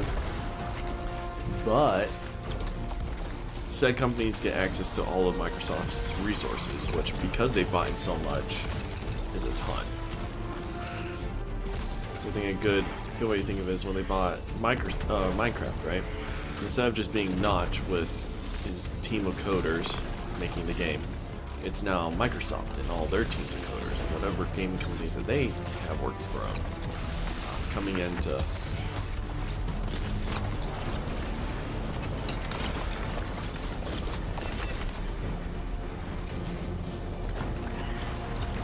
So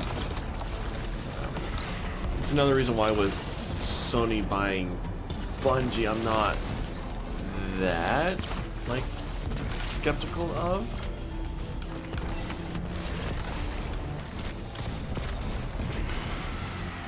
Because now Bungie has access to all of Sony's resources, which means they can make this game better, have more people. And Bungie was already in the works of like quadrupling their staff in the last 2 years. So Bungie has a huge staff. About almost 3,000 people. And now there was Sony, so all those gaming companies can come in and help out. So at least they helped make. They're helping making other companies' game better and fun. And see that's why it's like acquisitions aren't always a bad thing, because they really do just improve on the games.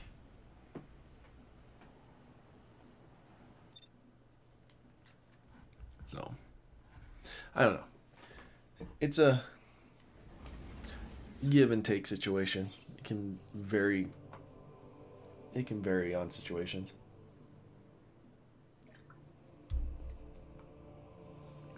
I'm very glad Microsoft took Activision and Bethesda, though. Those two have been very predatory companies. So fingers crossed that, you know, we don't have to worry about that anymore. But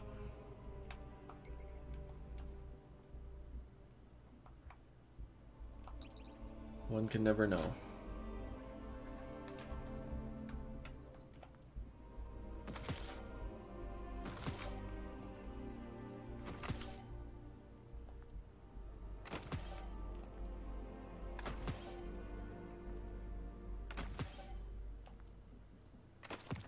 There aren't bad rolls. I'm just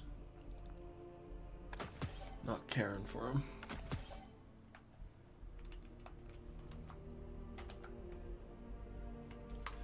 Almost there. I think two more of these runs, and we should be good. Because I have to complete 28 of 30. So I don't have to worry about this one, and I don't have to worry about this one. Although I'm very close to getting this.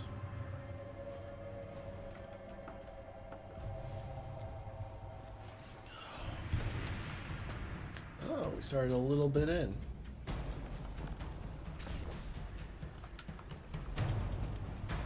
Did Bethesda make buggy games? Their games have always been buggy, which is kind of their charm. They're buggy in like a good way, because all their games are single player, and they're just so open world and just buggy. I mean, Skyrim and Fallout 4 are some of the best games they've ever made. Everyone loves them. And they are chock full of bugs. But they got really predatory with Fallout 76, and people have just kind of hated them since then.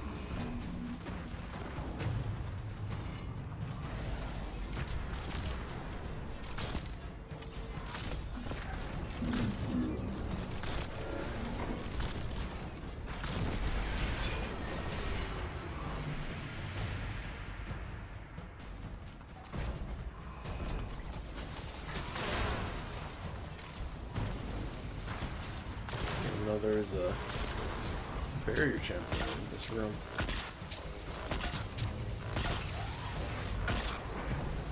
Well, it's a good series, but a little bit buggy. Exactly.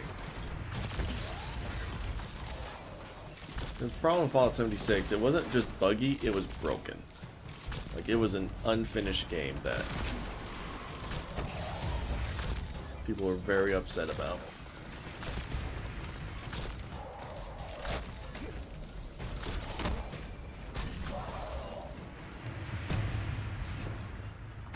So, yeah, there's definitely a difference between a buggy game and a broken game.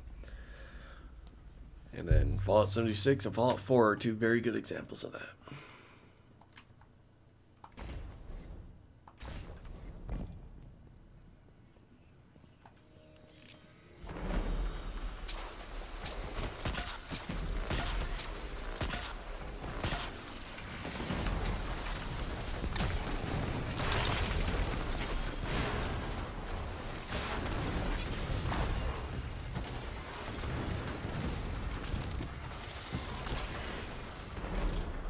Did Microsoft buy EA? No, EA is still its own company.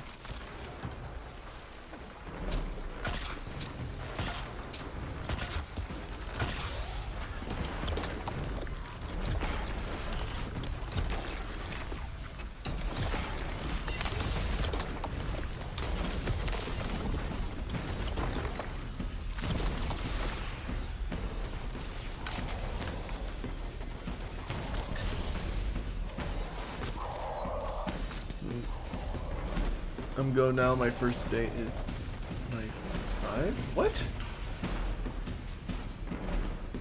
Are you saying you're going on your first date in 5 minutes? Or is at 5 o'clock? Probably at 5. That's awesome. Good luck on your date. First dates are always a little nerve-wracking. You got this. Just deep breaths. And have fun.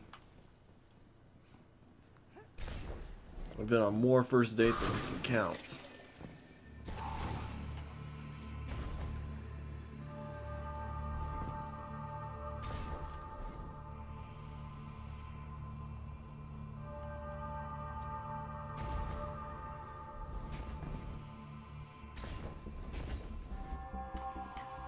Well, that sentence has a lot to type though, but I'm sure he's pretty excited. Yeah, good luck. If I'm still streaming when you get back from your date, let me know how it goes. If not, let me know in Discord.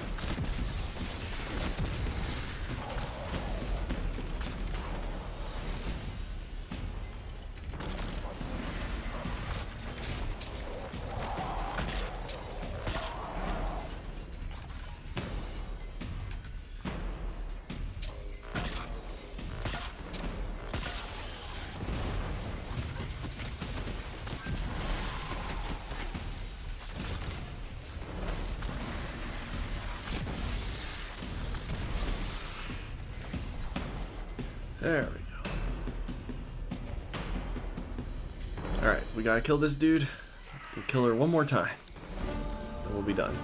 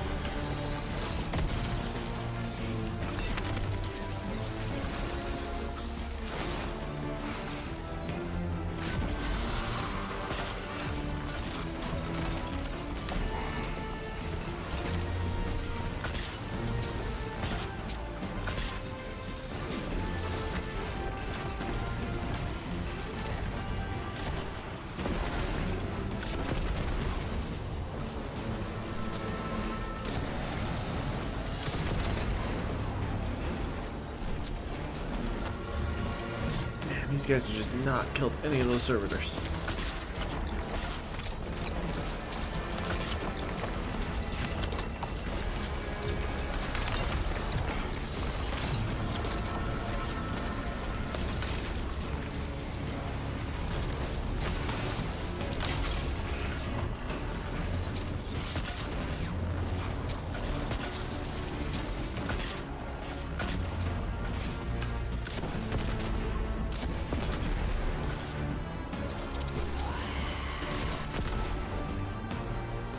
She's down, Alex.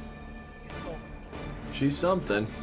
Her arm's a little stuck in her All of Erebus' throat. attempts. Her entire council.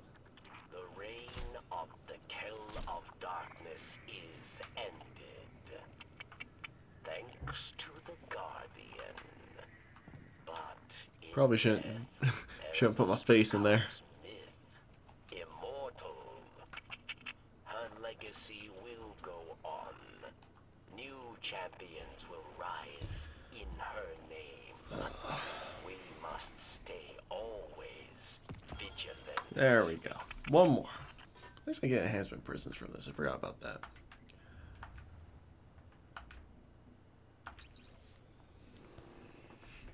I need plenty of those. We have lots of masterworking we gotta do. Lots of masterworking.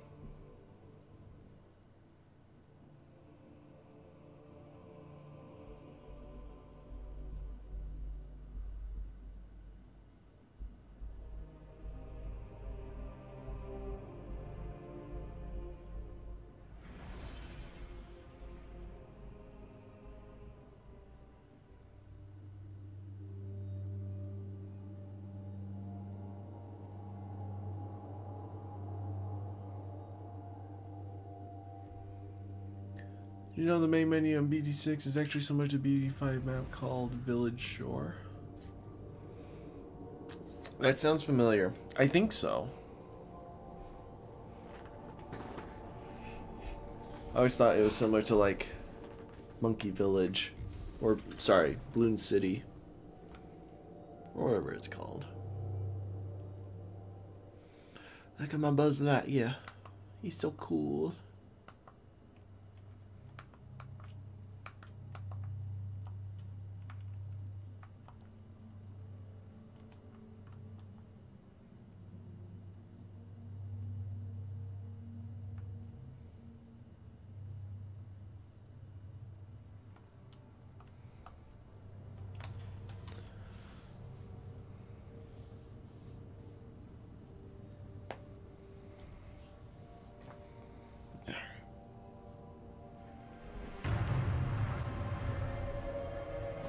Did you guys ever play Bloons Monkey City? It was an interesting game. It's kind of like their form of a mobile game. I got pretty far in my old account. I had most of everything.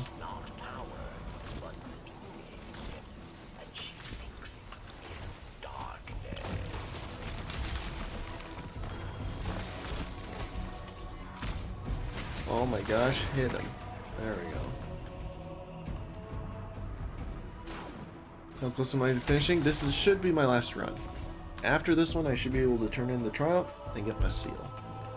And then I want to work on my Warlock just a little bit. But I think that's it. It was a Flash game before. Was it really? Oh, well, I only played the mobile version of Monkey City.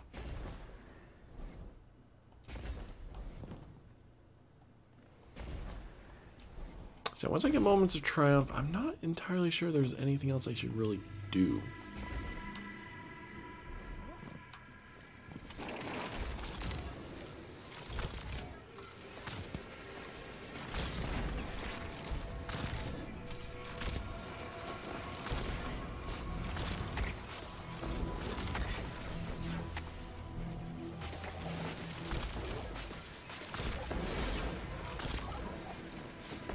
Version was okay. The whole time limit stuff just always I don't know. It's one reason why I hate mobile games. It's the whole time limit crap.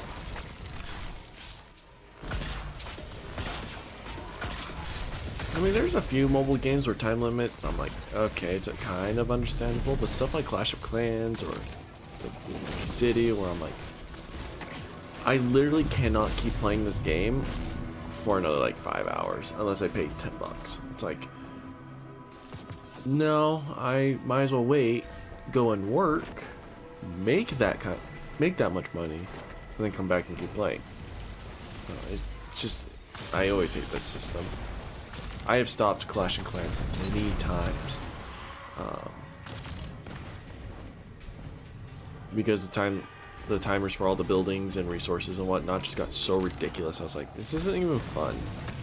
So I'd restart, make a whole new camp, start from the beginning, get to about like Town Hall 8 or something, and I'm like, okay, I'm done. Like, I can't play this anymore. Because like even attacking other villages like is time gated because you have to have your army built, and that takes forever to do. So it's a mixture between like having to wait for your army to be built, having to save up the resources to build your army, having to build your defenses. It's just, I hate it. And apparently Clash of Clans is still big, right? Any of you still play it? Heard it's still around.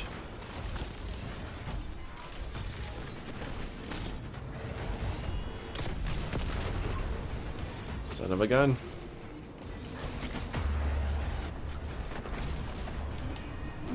I don't like you. Bye.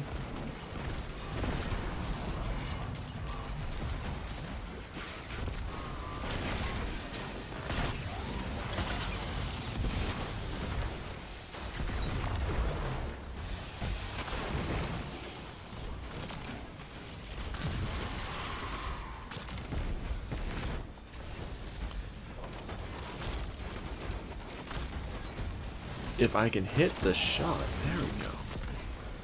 Goodness sakes. Still hate the new mobile games this day. It's true. There's two mobile games I have on my phone. One of them I just kind of whip out because it's a great, like, if you're bored for 10 seconds, whip it up, do some stuff, and you're good. It's called Hero Factory. Again, it's just a really dumb game. It's kind of like an idle simulator thing.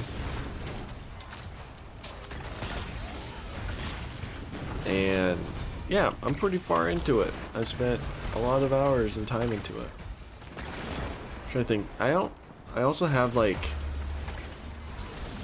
the Google Play Pass thing where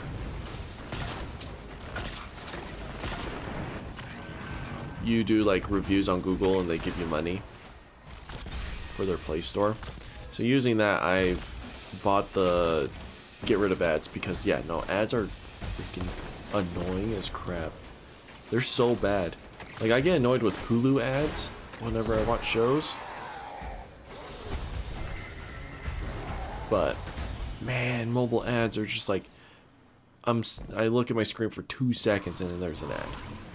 I think another thing is Snapchat does that too, where you're doing like their news story reel and you click on something, it's like literally every 5 seconds it's like a 10-second ad and you're just like, this is unwatchable. It's horrible. Battles to be fixed when? I don't know. Is it broken? Anyways, so yeah, Hero Factory. I managed to get no ads on it, which is great. So I'm able to just enjoy that game whenever I'm bored. And then also Stick Wars. Stick Wars.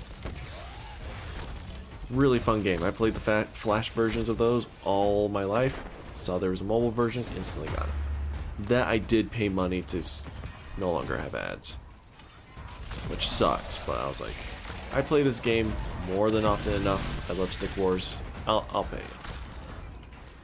Supports the creators. I've been playing their games for 15, 20 years. They deserve a few bucks from me.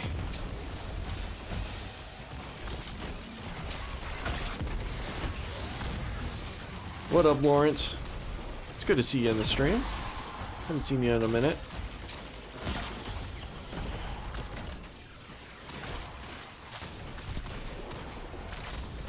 It's been unbalanced in a real buggy game. Is it still? I think they just sent out an update like yesterday.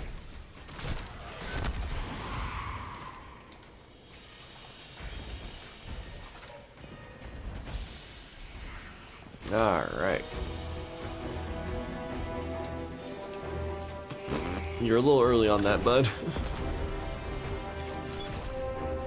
There we go.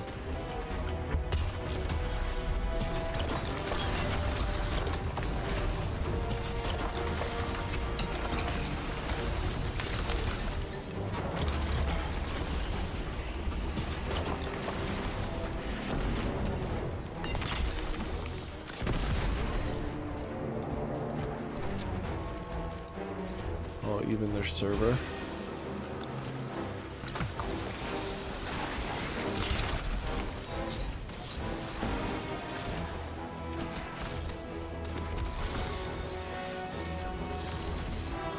We unlock tier 5 good luck grinding XP. Oh, all tier 5 good luck grinding XP. Well, if you unlock all tier 5s, you have no need for XP, right? Nice. That's what I thought.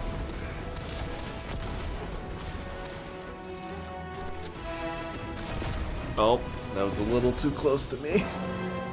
Oops. Thanks, bro.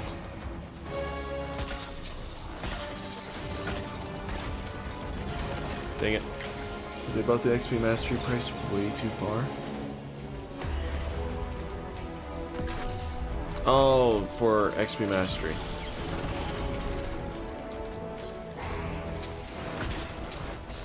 That's stupid. Have they made it so it's like you can get XP from private games? He's down, guys. It's over. That's all of them. Like all tier 5, you pay monkey money and XP for unlocking the rewards. The reign of the kill of Yeah, I mean, I'm still not too into that stuff. That guy sucks if they've nerfed it. Made it harder. death. Erebus becomes myth, immortal. Her legacy will go on. New champions will rise in her name. We must stay always vigilant. And here we go. Here you go. You guys ready? Also place the heroes and hero alts. That's fair. Boom.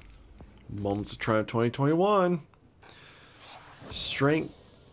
Complete these feats of strength before the Witch Queen comes out to claim the unique rewards. Bungie seal pin available for purchase.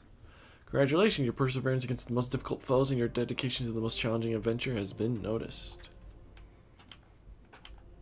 And we're done. I mean, I can still probably get these triumphs too. So essentially what it is I have to complete any version of the vault, complete that mission, complete all seasonal storyline quests, complete all Path of the Splicer quests. It was a lot of stuff in the game that happened in this last year. So, woo!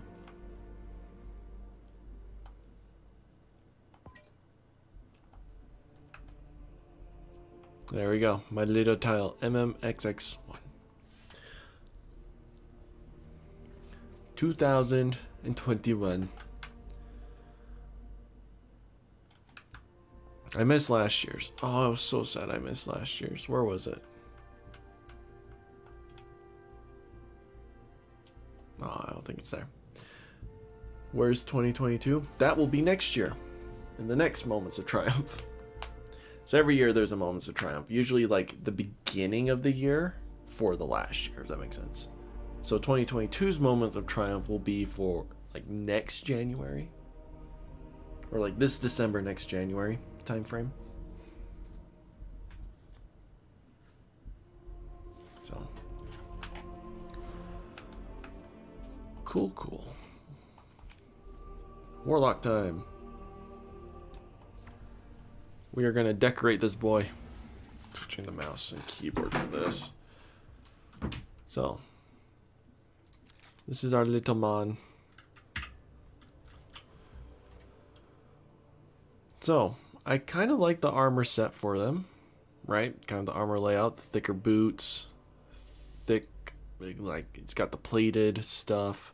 I love that. That helmet's so fun. But I need to figure out what color scheme I want to give him. Obviously, I can like give each armor piece its own color.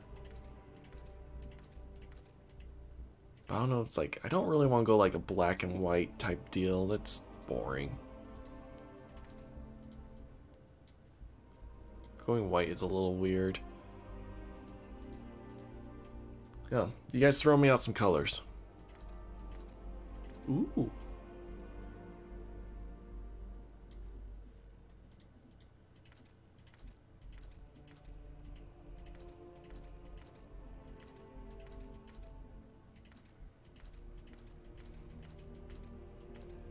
Mainly 2 colors.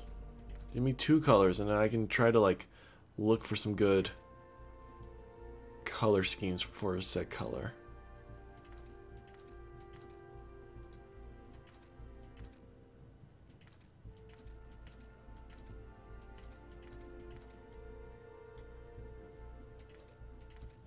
So bright. Hold up. I think I can change this. There we go. It's a little darker. Want blue? Alright, what's the second color? What's a secondary color? Because in this guy right now, it's like yellow and blue. Blue and black? Fine. I will throw in a little black in there. So I think the best place for me to start is with the chest. So we want a main color of blue with an accent of black.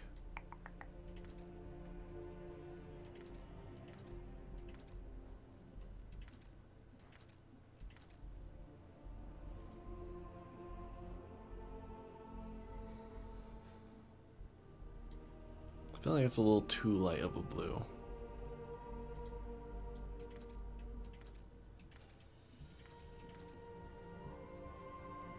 The Gambit Emerald's always been my favorite shader. It's my favorite color, is that kind of foresty green. But we're going blue-black. Let's see. Ooh, ugh, it's too much red. That looks stupid. I'm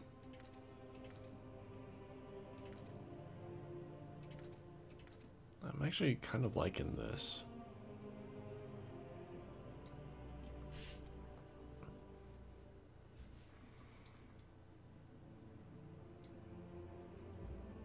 Alright, let's work on the legs next. Should we aim for black?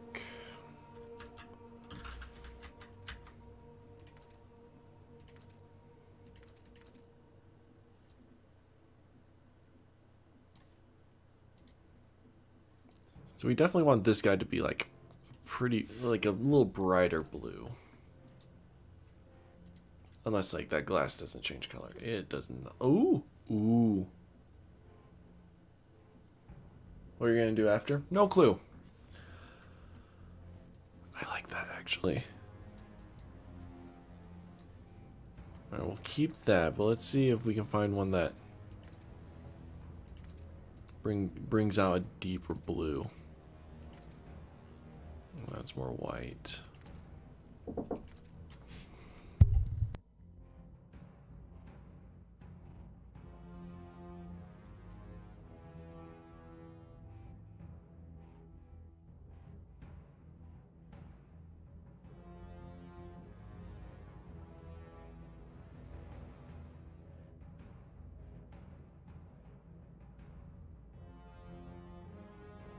Okay, sorry.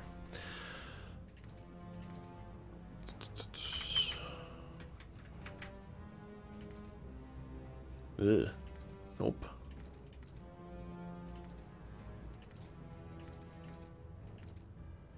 I can load up some BDT6 afterwards. That's what I have now. That'd be the new one. Nah, I like the one we have now.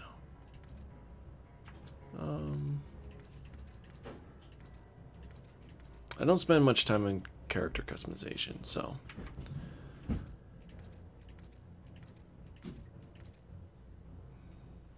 I'm really enjoying the one we have on. I haven't really found a good replacement.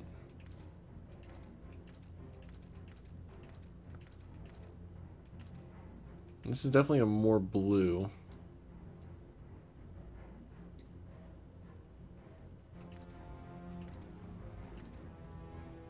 Nah, we'll just keep this. Okay, so we got legs done, body done, onto the gloves.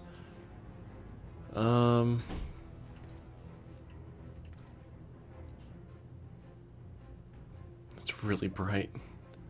The indigo matrix, goodness.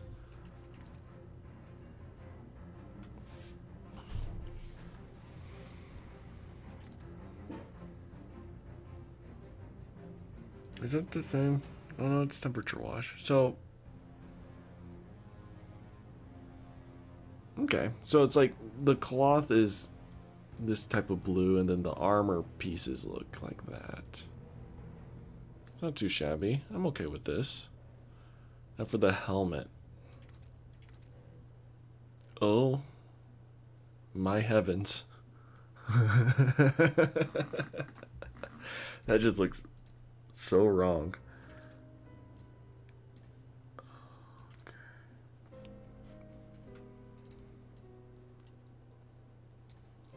I feel like the helmet. I really want the helmet to look ridiculous.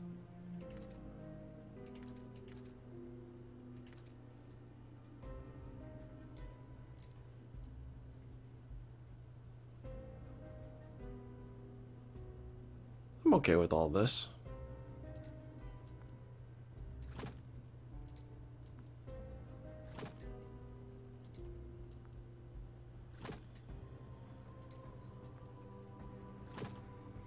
I'm getting like major colonial vibes.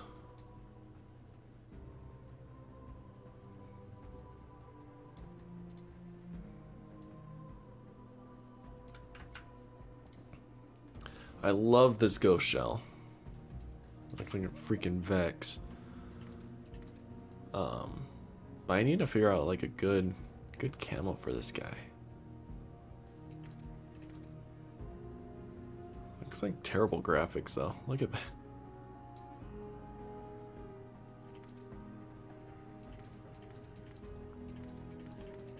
I've never understood these projections. That's why my ghost doesn't have one. They just look ugly. Kind of want him to match the theme. Should we make him like a bright blue?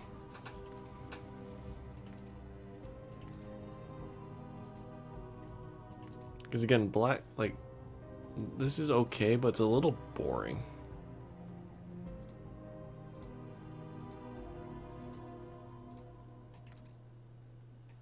Oh, that gives it a nice texture though. What is this? It looks like carbon fiber. I love that. What does the ghost shell do? So, ghost shell is purely cosmetic, but you can add some mods to them. So before it's like we had a ton of different ghost shells that you couldn't change their customization of. Actually, wait, no, I lied. Ghost shells. So what your ghost is this little dude. He's your partner in crime. He gives you your abilities. That's lore-wise. In the actual game, does absolutely nothing. You can add mods to your ghost shell to give you bonus XP, to give you chance for additional loot, more resources dropped, etc. But that's it. So you can use real money to buy different ghost shells that look nice, but they're purely cosmetic. Like this ghost shell is the exact same as this ghost shell. It's just I have different mods put on them, but I can put the exact same mods on them. So I just like the look of this ghost shell. It looks like one of the enemies that you face.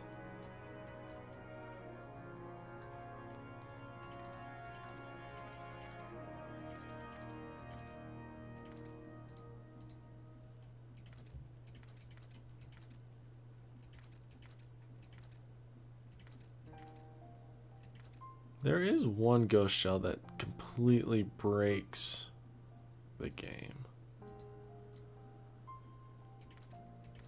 I can't remember what it is. Hold up.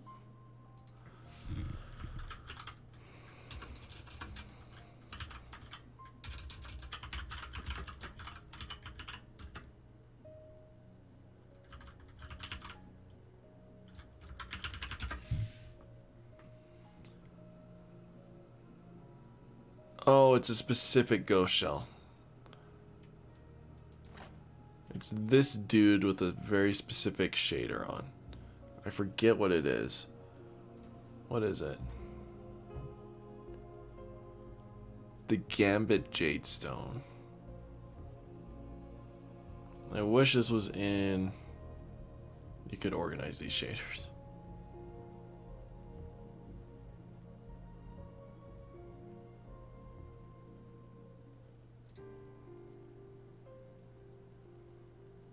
It's like Gambit Jade.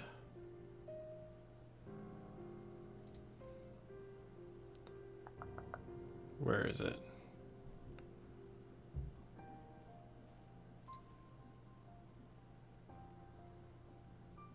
It's Gambit Chrome.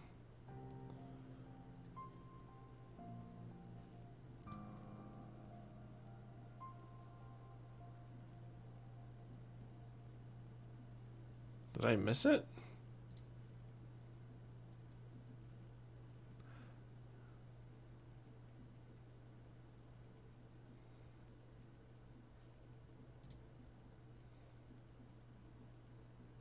I must have missed it. Hold up.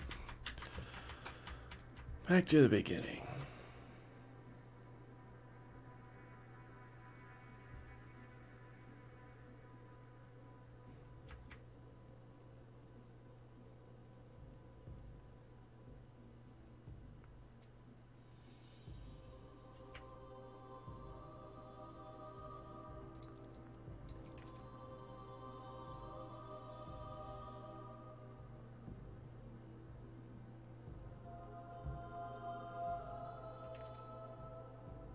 It's really bright.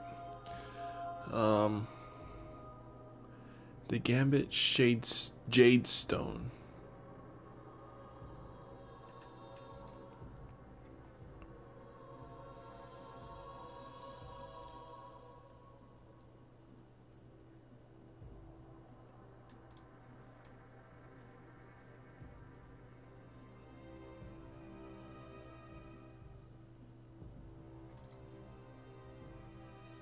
Gambit Jadestone.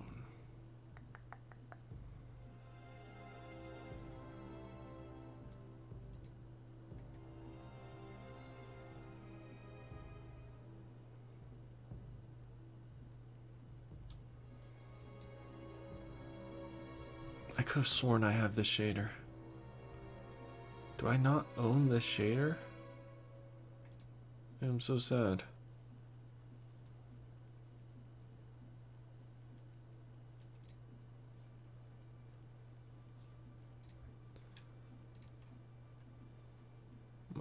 Flare.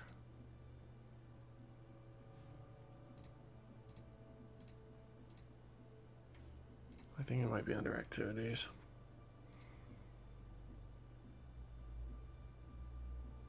I don't have it. Apparently Jadestone would make this ghost shell.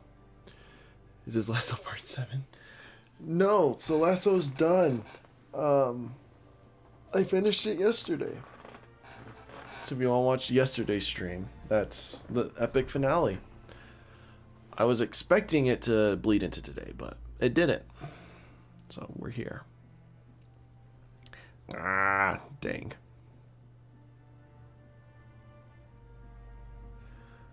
I had to do the seasonal quest for it, which I never did. Alright, oh well. That was a waste of time. I want this shell back. Still need to look for a good color for you. Why is nothing like... I don't know, does this look good? Kind of fits the theme a bit. Oh, my sparrow.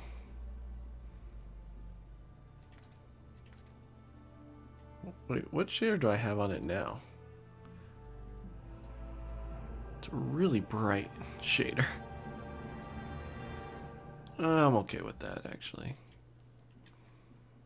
People's Pride. Should I change the color to match more? Should I get a bright blue ship?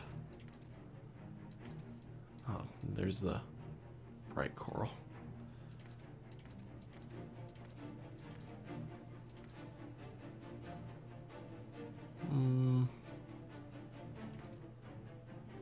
White. Okay.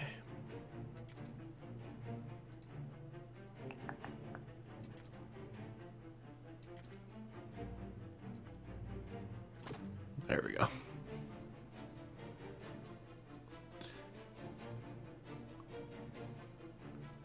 There's our musky little mon. Make him wear DMT. Get this going.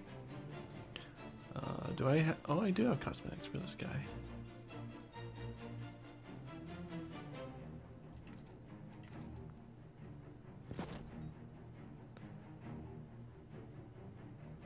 This looks like a mixture between a modern day rifle and a bolt action rifle. This just looks beaten like crap. And then the original is like this nice gold. We got this guy, which looks like a, I don't know, one of those collector mint white wood type of guns.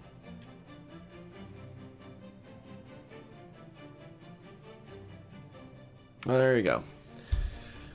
Okay.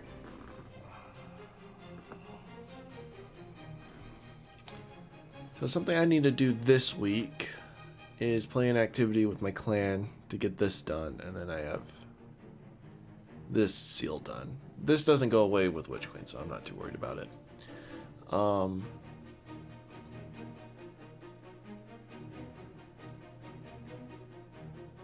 Warren Chosen Splicer. Cool. Yeah. And I should be good.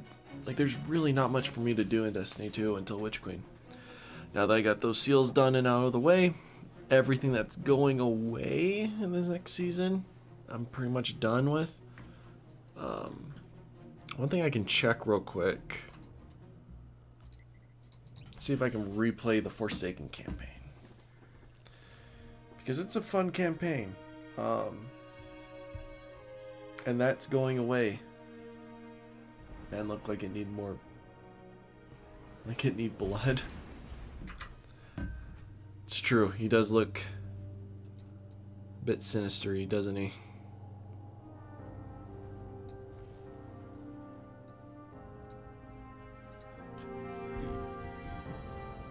But yeah. If we can play the campaign that's leaving, that'd be fun. Just play one last time for old time's sake. Draw Thresh. Nah.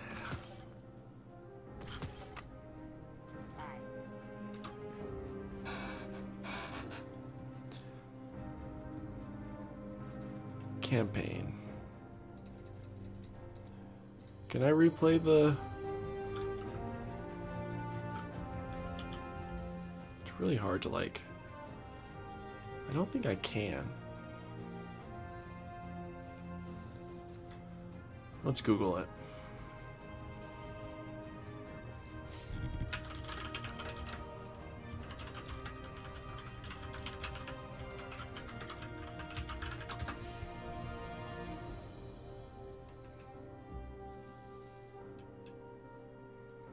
Dang it, you have to make a new character slot.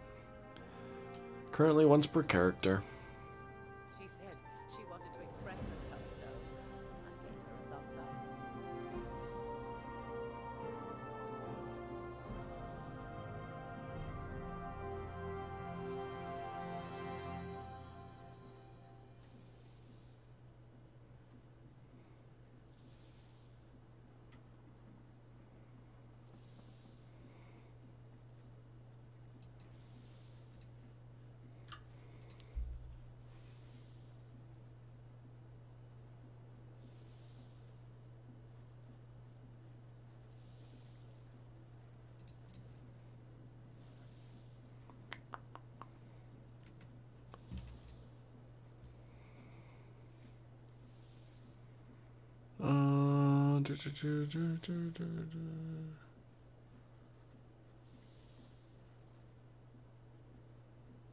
Eververse isn't just a title, it's a promise.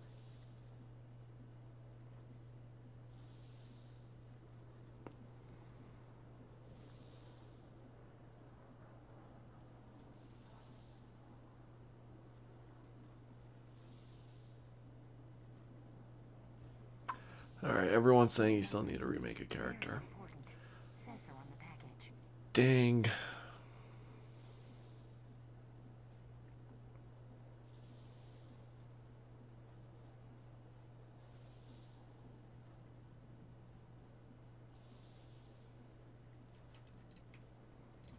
Well, what a shame. I would love to play through the campaign. Let you guys see one of the best campaigns Destiny 2 has ever had before it, gets taken away from the game, but can't even play it, so oh well. If you haven't played it, Forsaken is currently free, so if you download Destiny 2, you can play through the Forsaken campaign for yourself without paying a single penny, and it's a fantastic campaign. Highly recommend you do it. It is free on Steam, free on Stadia, free on Xbox, free on PlayStation. So, I don't know, you guys. I think that'll probably be it for today's stream. Kind of boring. Me kind of just doing chore stuff again. Tomorrow I will stream at kind of the later time, like I did yesterday. But we'll be doing Bloom Battles. We'll check out the new update. And Saturday will be the same thing. And Saturday I'll be able to go pretty late. Friday we'll probably only be able to do like 7 games before I have to get off and go to bed. But Saturday I can go all night if needs be. Why is the campaign getting removed? So Destiny 2 has kind of this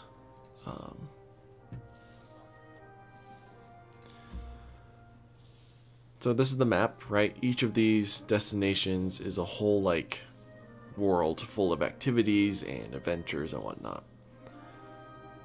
And Bungie can't handle as many worlds as they used to, because before this came into play, Europa, so the year before that, we also had a place called Io, Mars, Mercury, I feel like I'm missing one, and Titan.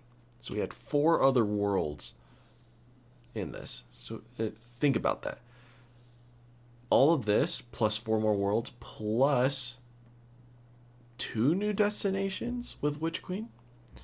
So in order for Bungie to keep things stable, under control, make it so load times for us are lower and server space is available, they're getting rid of this destination, the Tangled Shore, which housed a lot of that Forsaken campaign.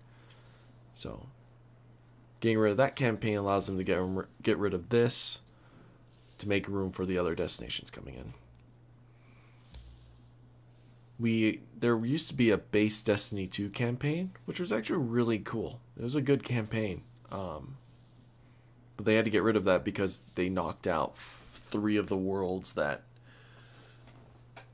had quests on them. So they got rid of it to make more space. And I was thinking about doing BD6, like I said earlier, but I think I'll just end the stream here. Thanks for jumping in, you guys. Yeah, we'll do battles tomorrow. And you guys go look up all the updates. Tell me what's meta. And then we can chat all about that tomorrow. You guys are great.